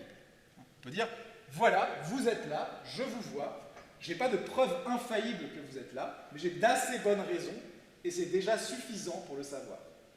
C'est-à-dire que le fait de savoir n'exclut pas la possibilité de se tromper. C'est ça que Buridan essaie de défendre, vous voyez. Alors, ça, on va voir que c'est une idée qui va avoir beaucoup de succès au XXe siècle, hein, avec l'idée que finalement, peut-être que la science, ça n'est pas une connaissance au-delà de tout doute, mais ça va pas être, pour l'époque, ça ne va pas être gardé. C'est un peu trop neuf, c'est un peu too much. On va continuer à penser que pour savoir quelque chose, il faut éliminer tout risque d'erreur. Donc on arrive maintenant à la Renaissance, et là, à la Renaissance, on a un gros boom du scepticisme, énorme boom du scepticisme avec, justement, la Renaissance est le moment où la connaissance de la philosophie s'émancipe des universités grâce à l'imprimerie. Elle se développe dans le monde cultivé. Il y a toute une vie intellectuelle qui vit en dehors des universités, c'est l'humanisme. Dans ce cadre, il y a beaucoup de philosophies de philosophie antique qui reviennent à la mode et qui sont... donc il y a une mode du néoplatonisme, il y a une mode du néo-stoïcisme, il y a même des néo-épicuriens, et il y a bien sûr des néo-sceptiques, hein, des néo-pyrrhoniens, des néo-académiciens. Et il y a deux auteurs à la Renaissance qui vont contribuer à populariser le scepticisme auprès du grand public, à en faire un mouvement influent. C'est Montaigne d'un côté, qui lui est très inspiré par Pyrrhon, et Pierre Charon, que vous connaissez probablement beaucoup moins, mais qui est un gros best-seller de l'époque, hein, vraiment presque plus que Montaigne, hein, qui lui est plus inspiré par l'académie. Et ce qui est très important de mettre en valeur, c'est qu'à l'époque, le scepticisme, ils le défendent surtout dans un point de vue, on est dans une période d'ébullition intellectuelle, c'est la Renaissance, c'est l'humanisme, il y a tous ces individus qui croient qu'ils peuvent connaître le monde sans Dieu en philosophant, mais avec le scepticisme, on va leur expliquer que la raison, ça vaut rien, et que la foi, c'est mieux. Il faut vraiment voir que là, le scepticisme, c'est avant tout un instrument aussi au service de la foi contre la raison. Ce n'est pas du tout l'esprit scientifique. Là, j'ai mis Montaigne et Charon, mais ce qui est marrant, c'est que si vous prenez le livre que je vous ai dit au début de Richard Popkin, qui fait l'histoire du scepticisme, une des figures de la renaissance du scepticisme à la Renaissance dont il parle, c'est Savonarola. Je ne sais pas si vous voyez qui est Savonarola. Savonarola, c'est au XVIe siècle, c'est ce prêtre italien qui arrive à construire un état théocratique hyper religieux à Florence pendant quelques années, avant d'être renversé.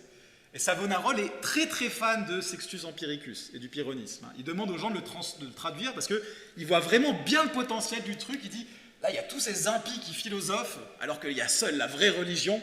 Si on leur met une petite dose de pyrrhonisme et de scepticisme, peut-être que ça va les ramener dans le droit chemin.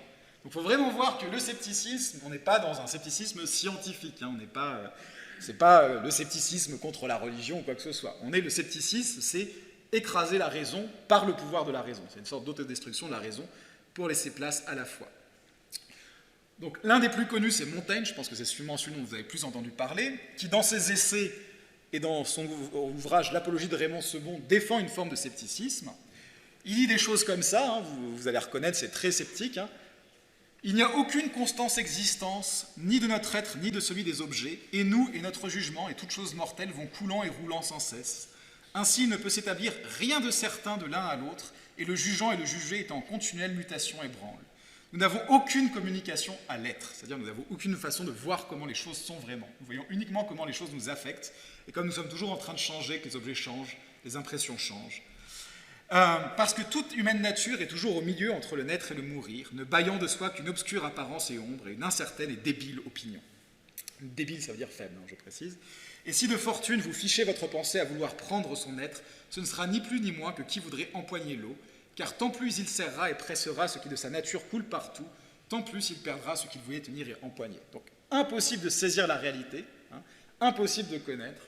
C'est un scepticisme complet. On trouve même chez Montaigne une version d'un argument qui est assez discuté aujourd'hui, qu'on appelle la méta-induction pessimiste. Qu'est-ce que c'est comme argument? C'est de dire toutes les théories philosophiques / scientifiques qui ont été défendues dans le passé se sont révélées fausses. Donc, par généralisation, il est tout à fait raisonnable et rationnel de s'attendre à ce que toutes celles qu'on verra dans le futur seront fausses aussi. Hein. C'est ce que dit Montaigne. Ainsi, quand quelques théories nouvelles se présentent à nous, nous avons bien des motifs de nous en défier et de considérer qu'avant qu'elle ne soit élaborée, c'était la théorie contraire qui était en vogue. Comme elle a été renversée par celle-ci, il pourrait en apparaître dans l'avenir une troisième qui viendrait de même abattre la seconde. Toutes les théories scientifiques jusqu'ici étaient destinées à mourir. Il n'y a pas de raison que ça soit différent des théories, des prochaines théories. Donc tout n'est que vanité, si vous voulez. Bon, il faut quand même créditer quelque chose à Montaigne, c'est qu'il a introduit quand même des idées qui sont importantes pour l'esprit critique, notamment dans le domaine de l'éducation. Peut-être que vous avez déjà entendu la distinction entre avoir une tête bien pleine et avoir une tête bien faite. Et ça, c'est une distinction que fait Montaigne dans un de ses essais qui est consacré à ce qu'il appelle l'institution des enfants, c'est-à-dire à l'instruction. Qu'est-ce qu'il dit? Il dit que si vous engagez un précepteur pour vos enfants, ah oui, on n'est pas à l'époque c'est pas l'époque de l'école publique, hein, donc là on parle à des gens cultivés qui ont de l'argent pour engager des précepteurs. Je suis disponible. Non, il dit, voilà, si vous prenez un précepteur pour vos enfants, il faut prendre quelqu'un qui a une tête bien faite et pas une tête bien pleine. Pourquoi? Parce qu'il dit, voilà, l'éducation à son époque, c'est vraiment trop apprendre des trucs par cœur, apprendre ce qu'a dit Platon, Aristote, apprendre des citations de machin, de trucs. Alors que ce qui compte, c'est être capable de refaire le raisonnement pour soi-même, en fait. Être capable, pas avoir juste des informations, mais transformer ça en une connaissance propre et être capable de l'utiliser. Voilà ce que dit Montaigne. Hein. À un enfant de maison qui recherche les lettres non pour le gain, ni tant pour les commodités externes que pour les siennes propres, et pour s'en enrichir et parer au-dedans, ayant plutôt envie d'en tirer un habile homme qu'un homme savant, je voudrais aussi qu'on fût soigneux de lui choisir un conducteur, donc un précepteur, qui eût plutôt la tête bien faite que la tête bien pleine, et qu'on y requît tous les deux, mais plus les mœurs et l'entendement que la science, et qu'il se conduisit en sa charge de nouvelles manières. Voilà ce que dit Montaigne. Hein. On ne cesse de criailler à nos oreilles comme qui verserait dans un entonnoir, et notre charge, ce n'est que de redire ce qu'on nous a dit. Ça, c'est l'éducation, on apprend par cœur, puis on recrache ce qu'on a dit. Je voudrais qu'il corrigeât cette partie, et que de belle arrivée, selon la portée de l'âme qu'il a en main, il commença à la mettre sur la montre, lui faisant goûter les choses, les choisir et les discerner d'elle-même, quelquefois lui ouvrant le chemin, quelquefois le lui laissant ouvrir. Je ne veux pas qu'il invente et parle seul, je veux qu'il écoute son disciple parler à son tour. Socrate et depuis Arcésilas, donc Arcésilas qui est un académicien justement, c'est l'influence de l'académie, faisaient premièrement parler leurs disciples et puis il parlait à eux. Qui ne lui demande pas seulement compte des mots de sa leçon, mais du sens et de la substance, et qu'il juge du profit qu'il aura fait, non par le témoignage de sa mémoire, mais de sa vie, que ce qu'il viendra d'apprendre, il le lui fasse mettre en 100 visages et accommoder à autant de divers sujets, pour voir s'il a encore bien pris et bien fait sien, prenant l'instruction de son progrès des pédagogismes de Platon. Ces témoignages de crudité et indigestion que de regorger la viande comme on l'a avalée, l'estomac n'a pas fait son opération, s'il n'a fait changer et la forme ce qu'on lui avait donné à cuire. Donc en gros, la métaphore, c'est ce qu'on appelle aujourd'hui assimiler. Hein.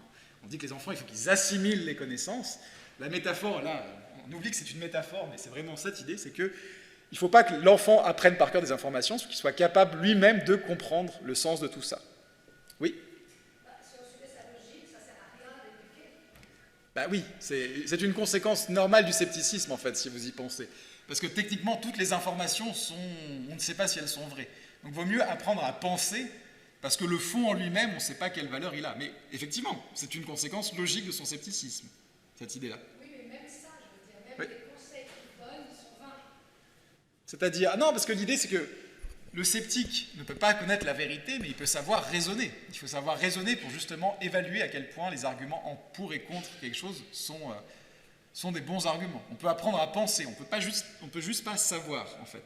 C'est vraiment, du coup, ce dualisme entre raisonner, penser, être dans l'évaluation et apprendre par cœur des choses sans les interroger.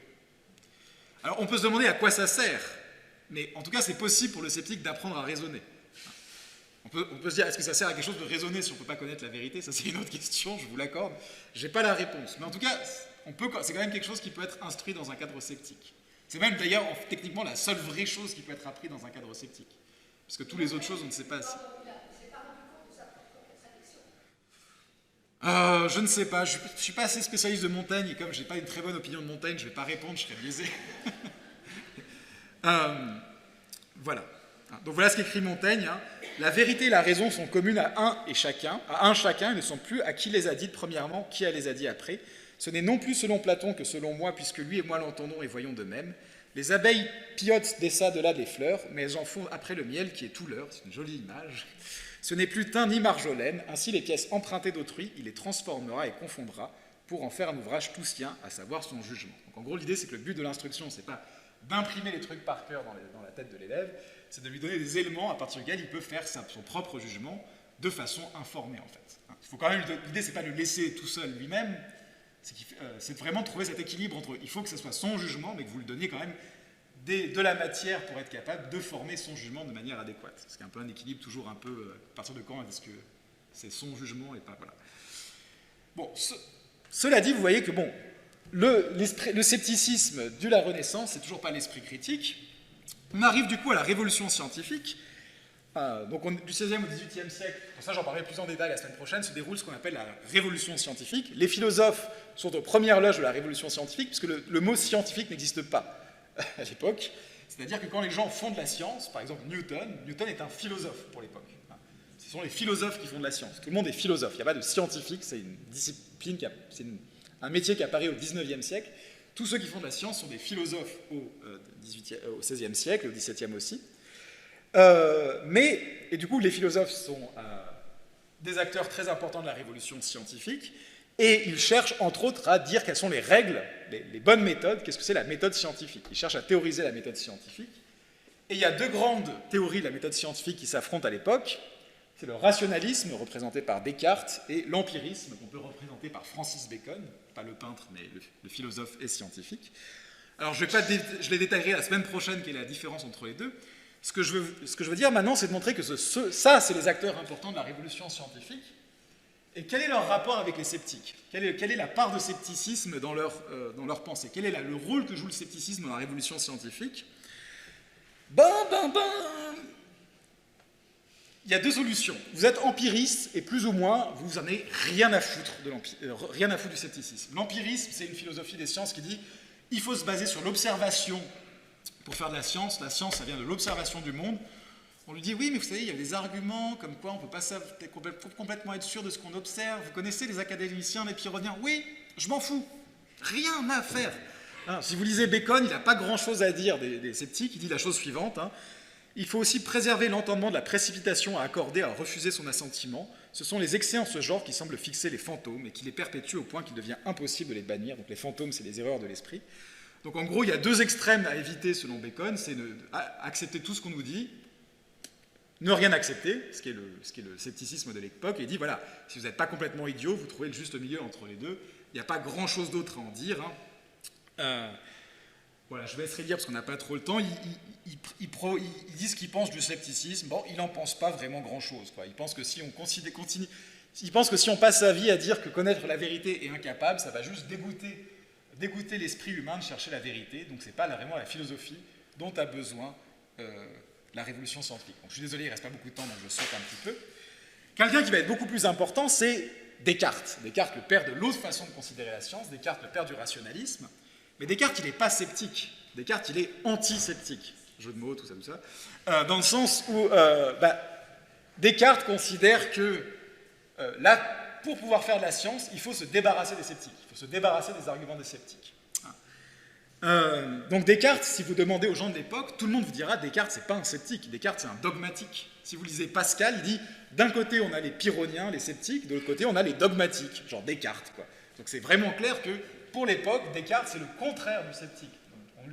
Alors pourquoi est-ce qu'on associe parfois Descartes au scepticisme? Parce que Descartes dit la chose suivante sur le doute scientifique, sur la démarche scientifique. Il dit que le premier moment de la démarche scientifique, c'est de douter de tout ce qu'on croit, avant d'avoir eu le temps de le réexaminer pour le prouver.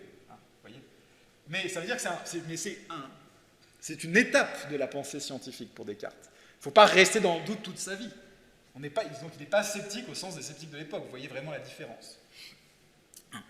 Donc ce que fait Descartes dans ses écrits, à chaque fois il dit, voilà, ce que j'ai fait, moi, grand scientifique, Descartes, qui suis si beau et si intelligent, parce que c'est un peu comme ça, Descartes, c'est qu'un jour, j'ai eu l'entreprise suivante, j'ai douté de tout ce que je croyais, et ensuite, petit à petit, je redémontrais à peu près toutes les choses importantes, en fait. Donc le doute n'était qu'une étape, mais c'est une étape importante pour Descartes, parce qu'il faut utiliser le doute pour détruire les fausses croyances, en fait. Vraiment, l'exemple que prend Descartes, c'est ça, c'est si vous vouliez reconstruire une belle ville, ben, il faut commencer par tout raser. Hein, c'est vraiment. Donc lui dit, bon, on ne peut pas vraiment toujours le faire, parce que dans la vie de tous les jours, c'est dur de raser une ville, mais oui.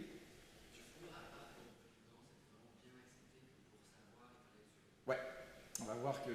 Alors ça, on en parlera plus en détail la semaine prochaine, c'est plus quelque chose qui arrive au 19e, 20e siècle, le découplage. C'est d'autant... Alors ça dépend de ce qu'on appelle savoir, parce que c'est dur de ce qu'on traduit savoir, mais ce qui est traduit par scientia, vraiment, c'est clair que c'est la connaissance certaine. Donc, quand les gens cherchent la science, la scientia, c'est la connaissance certaine. Et c'est ça que les gens veulent. Donc après, on peut se demander pourquoi est-ce qu'ils veulent ça. On verra que c'est la question de Popper qui est de dire... voilà. Hein. Mais donc, il y a un peu cette idée que la connaissance, la science, c'est vraiment la science certaine. Alors, ce que fait Descartes, ce qui est intéressant, c'est qu'il reprend beaucoup d'arguments sceptiques, parce qu'il dit, voilà, je vais commencer par douter de tout, et dans les méditations métaphysiques, et dans d'autres écrits, parce que Descartes écrit beaucoup de fois de suite la même chose, on ne va pas se le cacher dans beaucoup de livres différents, il dit, voilà, on peut commencer par douter de tout. Alors, quelle raison on a de douter? Déjà, je peux douter de mes sens, parce qu'ils me trompent, parce que j'ai été trompé par des illusions, par exemple, dans le passé. J'ai vu que mes sens me trompaient dans le passé, donc ils me tromperont peut-être dans le futur. Je peux ne pas faire confiance à mes sens. Il prend l'argument du rêve, mais on voit que c'est un argument qui date de l'Antiquité, de dire, bon, là j'ai l'impression qu'il y a des gens, mais peut-être qu'en fait tout ça n'est qu'un rêve. En fait, je ne sais même pas si le monde extérieur existe, parce qu'il ne pourrait être qu'un rêve. Et enfin, il y a l'argument du vieux trompeur, qu'il reprend d'une certaine façon au Moyen-Âge, c'est l'idée que, bon, Descartes l'utilise de façon plus radicale que le Moyen-Âge, il y a quand même quelque chose de nouveau chez Descartes. Descartes dit, bon, maintenant que je sais que peut-être je rêve, je ne sais pas que le monde extérieur existe, mais est-ce qu'il y a des choses que si j'accepte que tout n'est qu'un rêve, que la vie n'est qu'un songe, est-ce qu'il y a des choses que je sais quand même? Descartes dit, oui, même si je rêve, je peux quand même faire des mathématiques. Les mathématiques restent vraies, même dans le rêve, parce qu'ils ne dépendent pas de l'observation du monde extérieur. C'est déjà une thèse qu'on retrouvait chez Saint-Augustin, l'idée que les mathématiques survivent au rêve. Et donc Descartes dit, oui, mais on pourrait imaginer que Dieu me trompe, pas seulement parce qu'il m'envoie des images de gens, mais à chaque fois où j'accepte un axiome de mathématiques comme évident, par exemple que si A égale B et B égale C, alors A égale C, c'est un exemple que prend Descartes, ça a l'air évident, je vais l'accepter, mais peut-être qu'en fait, cette évidence, c'est Dieu qui la met dans ma tête et qu'en fait, l'axiome est faux, en fait. Donc là, on est vraiment une sorte de paranoïa totale, quoi. Alors, que fait Descartes? Bon, je le fais très vite, puisque ce n'est pas un cours sur Descartes. Descartes dit, bon, maintenant j'ai douté, et maintenant on reconstruit la science. Paf, c'est facile. Déjà, j'ai un super argument, j'en ai vu, je sais au moins que j'existe, parce que si je doute, j'existe, ça c'est clair, donc au moins je sais que j'existe, je sais que je pense, parce que douter, c'est penser. Dans ma pensée, je trouve l'idée de Dieu, qui est un être parfait et éternel.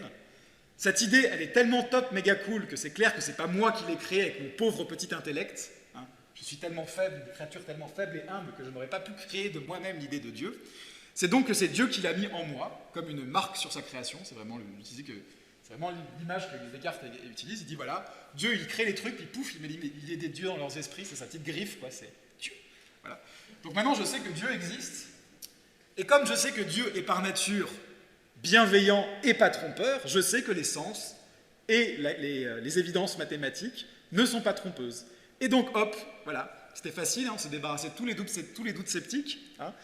Le sceptique est mort. Moi, Descartes, je sais tout. Puis on verra là vraiment qu'il n'est pas du tout sceptique, Descartes. On verra la semaine prochaine qu'il pense savoir des trucs de malade, hein, vraiment. Oui. Il n'a pas pensé à dire je n'existe pas, mais Dieu existe. Ah non, il est sûr. Pour lui, c'est impossible de douter qu'on existe. Parce que si on doute qu'on existe, on doute donc on existe. Puisqu'il faut exister pour douter. C'est contradictoire avec Dieu, parce que Dieu règle tout, on n'a même pas besoin d'exister. Ah, bah. Non, parce que c'est en moi que je trouve l'idée de Dieu. Donc j'ai besoin d'exister pour trouver en moi l'idée de Dieu, quoi. Sinon, ça va être dur de trouver l'idée de Dieu dans rien. Voilà, donc vous voyez que Descartes n'est pas spécifiquement un sceptique. Hein. Il utilise des arguments sceptiques, il brasse des thèmes sceptiques, il n'y a aucun doute sur la question. Hein. Tous les arguments qu'il reprend, la plupart des arguments, on les retrouve dans la discussion du scepticisme, mais ce n'est pas quelqu'un qui est sceptique. Donc si on fait un bilan du scepticisme moderne en termes de science, le scepticisme en tant que philosophie, à l'époque de la Renaissance, à l'époque moderne, il n'a pas vraiment contribué à la révolution scientifique. On peut même dire que la révolution scientifique, elle se fait un peu contre le scepticisme, soit en disant rien à faire, soit en proposant des arguments contre le scepticisme. Et aucun des sceptiques célèbres n'a fait de contribution majeure à la science. Descartes a fait des contributions, beaucoup de cartésiens ont fait des contributions importantes, certains philosophes empiristes ont aussi fait des contributions, mais vous ne trouverez pas de contribution scientifique de philosophes sceptiques, quoi. Donc vous voyez, il n'y a vraiment pas de lien entre scepticisme et science, au moins jusqu'au XVIIe siècle. Et donc, comment est-ce qu'apparaît le lien entre scepticisme et science? Simplement parce qu'on va changer de définition de scepticisme, en fait. C'est juste ça. C'est que maintenant, scepticisme, ça ne veut plus du tout dire le même truc. Alors, comment se fait ce changement? Il se fait par le fait qu'on va passer à une définition un peu plus modeste de ce qu'est le scepticisme. Alors, il y avait déjà eu des tentatives. On trouve une définition. On trouve, par exemple, au XIIe siècle, au Moyen-Âge, Jean de Salisbury, qui est un philosophe et théologien anglais, et qui dit on pourrait distinguer 3 types de scepticisme. Il y a ceux qui disent de rien savoir du tout. Alors ces gens-là, ils ont juste perdu le droit d'être appelés philosophes. Le philosophe, c'est quand même la personne qui veut savoir. À partir du moment où tu dis on peut rien savoir, est-ce que tu peux vraiment être philosophe? Je ne sais pas. Il dit voilà, il y a ceux du deuxième groupe, ceux qui pensent qu'il y a des choses qui sont certaines, on peut les savoir, les mathématiques, des choses comme ça, mais tout ce qui est incertain, on ne peut pas le savoir. Et il y a un troisième groupe, c'est moi que je le propose, Jean de Salisbury. Alors ça ne correspond à rien dans l'Antiquité, mais on pourrait appeler ça sceptique parce que je trouve que ça sonne bien et tout. Ça pourrait être les gens qui considèrent qu'on peut savoir des trucs, on sait les trucs qui sont nécessaires, comme les mathématiques, et il y a des vérités pas nécessaires, des vérités empiriques, par exemple le feu fait de la fumée. Alors on ne peut jamais les prouver mathématiquement, on ne peut jamais être certain, c'est vrai, Dieu pourrait nous tromper, tout ce que tu veux, mais on pourrait dire qu'à partir du moment où on a accumulé assez de preuves, même si ce n'est pas certain, c'est presque comme si c'était certain, et on peut quand même dire qu'on sait ces trucs-là, même si ce n'est pas certain. Et on appellerait scepticisme cette idée de croire les trucs juste quand on a assez de preuves, quoi, en fait. Voilà. Finalement, le scepticisme, vous voyez, c'est pas fou, on peut pas être philosophe et sceptique, quoi. Donc ça n'a pas pris. Voilà, par exemple, ce que dit Jean de Salisbury, lorsque le soleil s'est couché, nous ne savons pas vraiment avec certitude qu'il va poursuivre sa course sur la Terre et revenir dans notre hémisphère. En effet, la perception sensorielle qui nous permettait d'apprécier la course du soleil a cessé. Néanmoins, notre confiance concernant sa course et son retour est une si grande qu'elle semble d'une certaine manière équivalente à une connaissance scientifique. Alors oui, on ne peut pas le prouver, peut-être que Dieu peut démolir le soleil pendant la nuit et il ne se relèvera pas. On n'est pas certain, mais quand même, quoi, est-ce que c'est pas assez pour accepter que le soleil va se lever demain? Alors, on arrive à la fin de l'heure, donc je ne vais pas avoir beaucoup de temps. Je finirai la semaine prochaine. La personne qui va réellement redéfinir le mot sceptique, en tout cas dans l'histoire de la philosophie, qui va avoir un retentissement, c'est Hume, qui est un sceptique autoproclamé, mais qui a avant tout un empirisme. Un empiriste, et il va, en fait, il a un livre qui est très connu, qui est L'enquête sur l'entendement humain, dans lequel il décrit, selon lui, quelle est la bonne méthode de connaissance. Et le dernier chapitre de l'enquête sur l'entendement humain, si ça vous intéresse d'aller le lire, il est assez court, il est entièrement consacré à la discussion du scepticisme, en fait, des différentes formes de scepticisme. Et ça commence au début en disant, voilà, les sceptiques, on est tous d'accord, ils sont vraiment trop méchants. Il dit, le sceptique est un autre ennemi de la religion, qui provoque naturellement l'indignation de tous les théologiens et de tous les graves philosophes, quoiqu'il soit certain que personne n'a jamais rencontré une créature aussi absurde ou conversé avec un homme n'ayant ni opinion ni principe sur aucun sujet, qu'il porte sur l'action ou sur la spéculation. Et jusqu'où est-il possible de pousser ces principes philosophiques de doute et d'incertitude? Donc vraiment, le début de Hume, c'est qu'il est sceptique vis-à-vis de l'existence des sceptiques, en fait. Il dit, voilà, c'est vraiment ça. Le principe de Hume, c'est de dire, vous avez vu ce que c'est un sceptique? Vous croyez vraiment qu'il y a quelqu'un qui a été vraiment sceptique dans sa vie? Moi, j'y crois pas, je veux des preuves. Et donc, étant donné que le scepticisme antique, qui consiste à ne rien croire et à toujours suspendre son jugement, est intenable, il va proposer une forme beaucoup plus raisonnable, en tout cas contemporaine de scepticisme, qui est en lien avec sa conception de la méthode scientifique. Donc on finira ça la semaine prochaine, et on continuera justement sur qu'est-ce que c'est la méthode scientifique, parce que justement le scepticisme contemporain, il se définit comme en lien avec la méthode scientifique. Alors pour ça, je vous donne un texte à lire pour la semaine prochaine. C'est un texte assez classique de Karl Popper, qui est un philosophe, donc peut-être que vous l'avez déjà lu, certains. C'est un texte très très long, il fait 44 pages. Il y a des parties très techniques. Alors en fait, celles que vous avez besoin de lire, il est divisé en sections. Ce qu'il faut lire, c'est d'abord les sections 1 et 2, où Popper explique sa conception de ce qu'est la méthode scientifique. Et ensuite, il faut lire les sections 5 et 6, et pas 6 et 7, je crois. C'est 6 et 7, tu crois? Donc, je vais vérifier, mais ensuite, oui, il va parler de ce que c'est l'esprit critique versus l'esprit dogmatique, en essayant de montrer ce que c'est sa théorie scientifique, comment sa conception de la méthode scientifique peut être généralisée en dehors du contexte scientifique à une théorie de l'esprit critique en général, de ce que c'est l'attitude critique en général. Et donc ce qu'on fera la semaine prochaine, après avoir fini les définitions du scepticisme, c'est qu'on va essayer de prendre les grandes conceptions historiques de la méthode scientifique, et on va essayer de partir de l'idée que l'esprit critique, c'est la méthode scientifique appliquée à la vie de tous les jours. Et on verra que selon la conception de la science, de la méthode scientifique qu'on utilise, ça va donner des trucs assez différents en fait. Donc il faut d'abord se mettre d'accord sur la conception de ce qu'est la bonne méthode scientifique pour savoir ce que c'est l'esprit critique. Si l'esprit critique, c'est l'application de la méthode scientifique à la vie de tous les jours. Je crois que je suis même pas trop en retard. Voilà. Et donc à la semaine prochaine.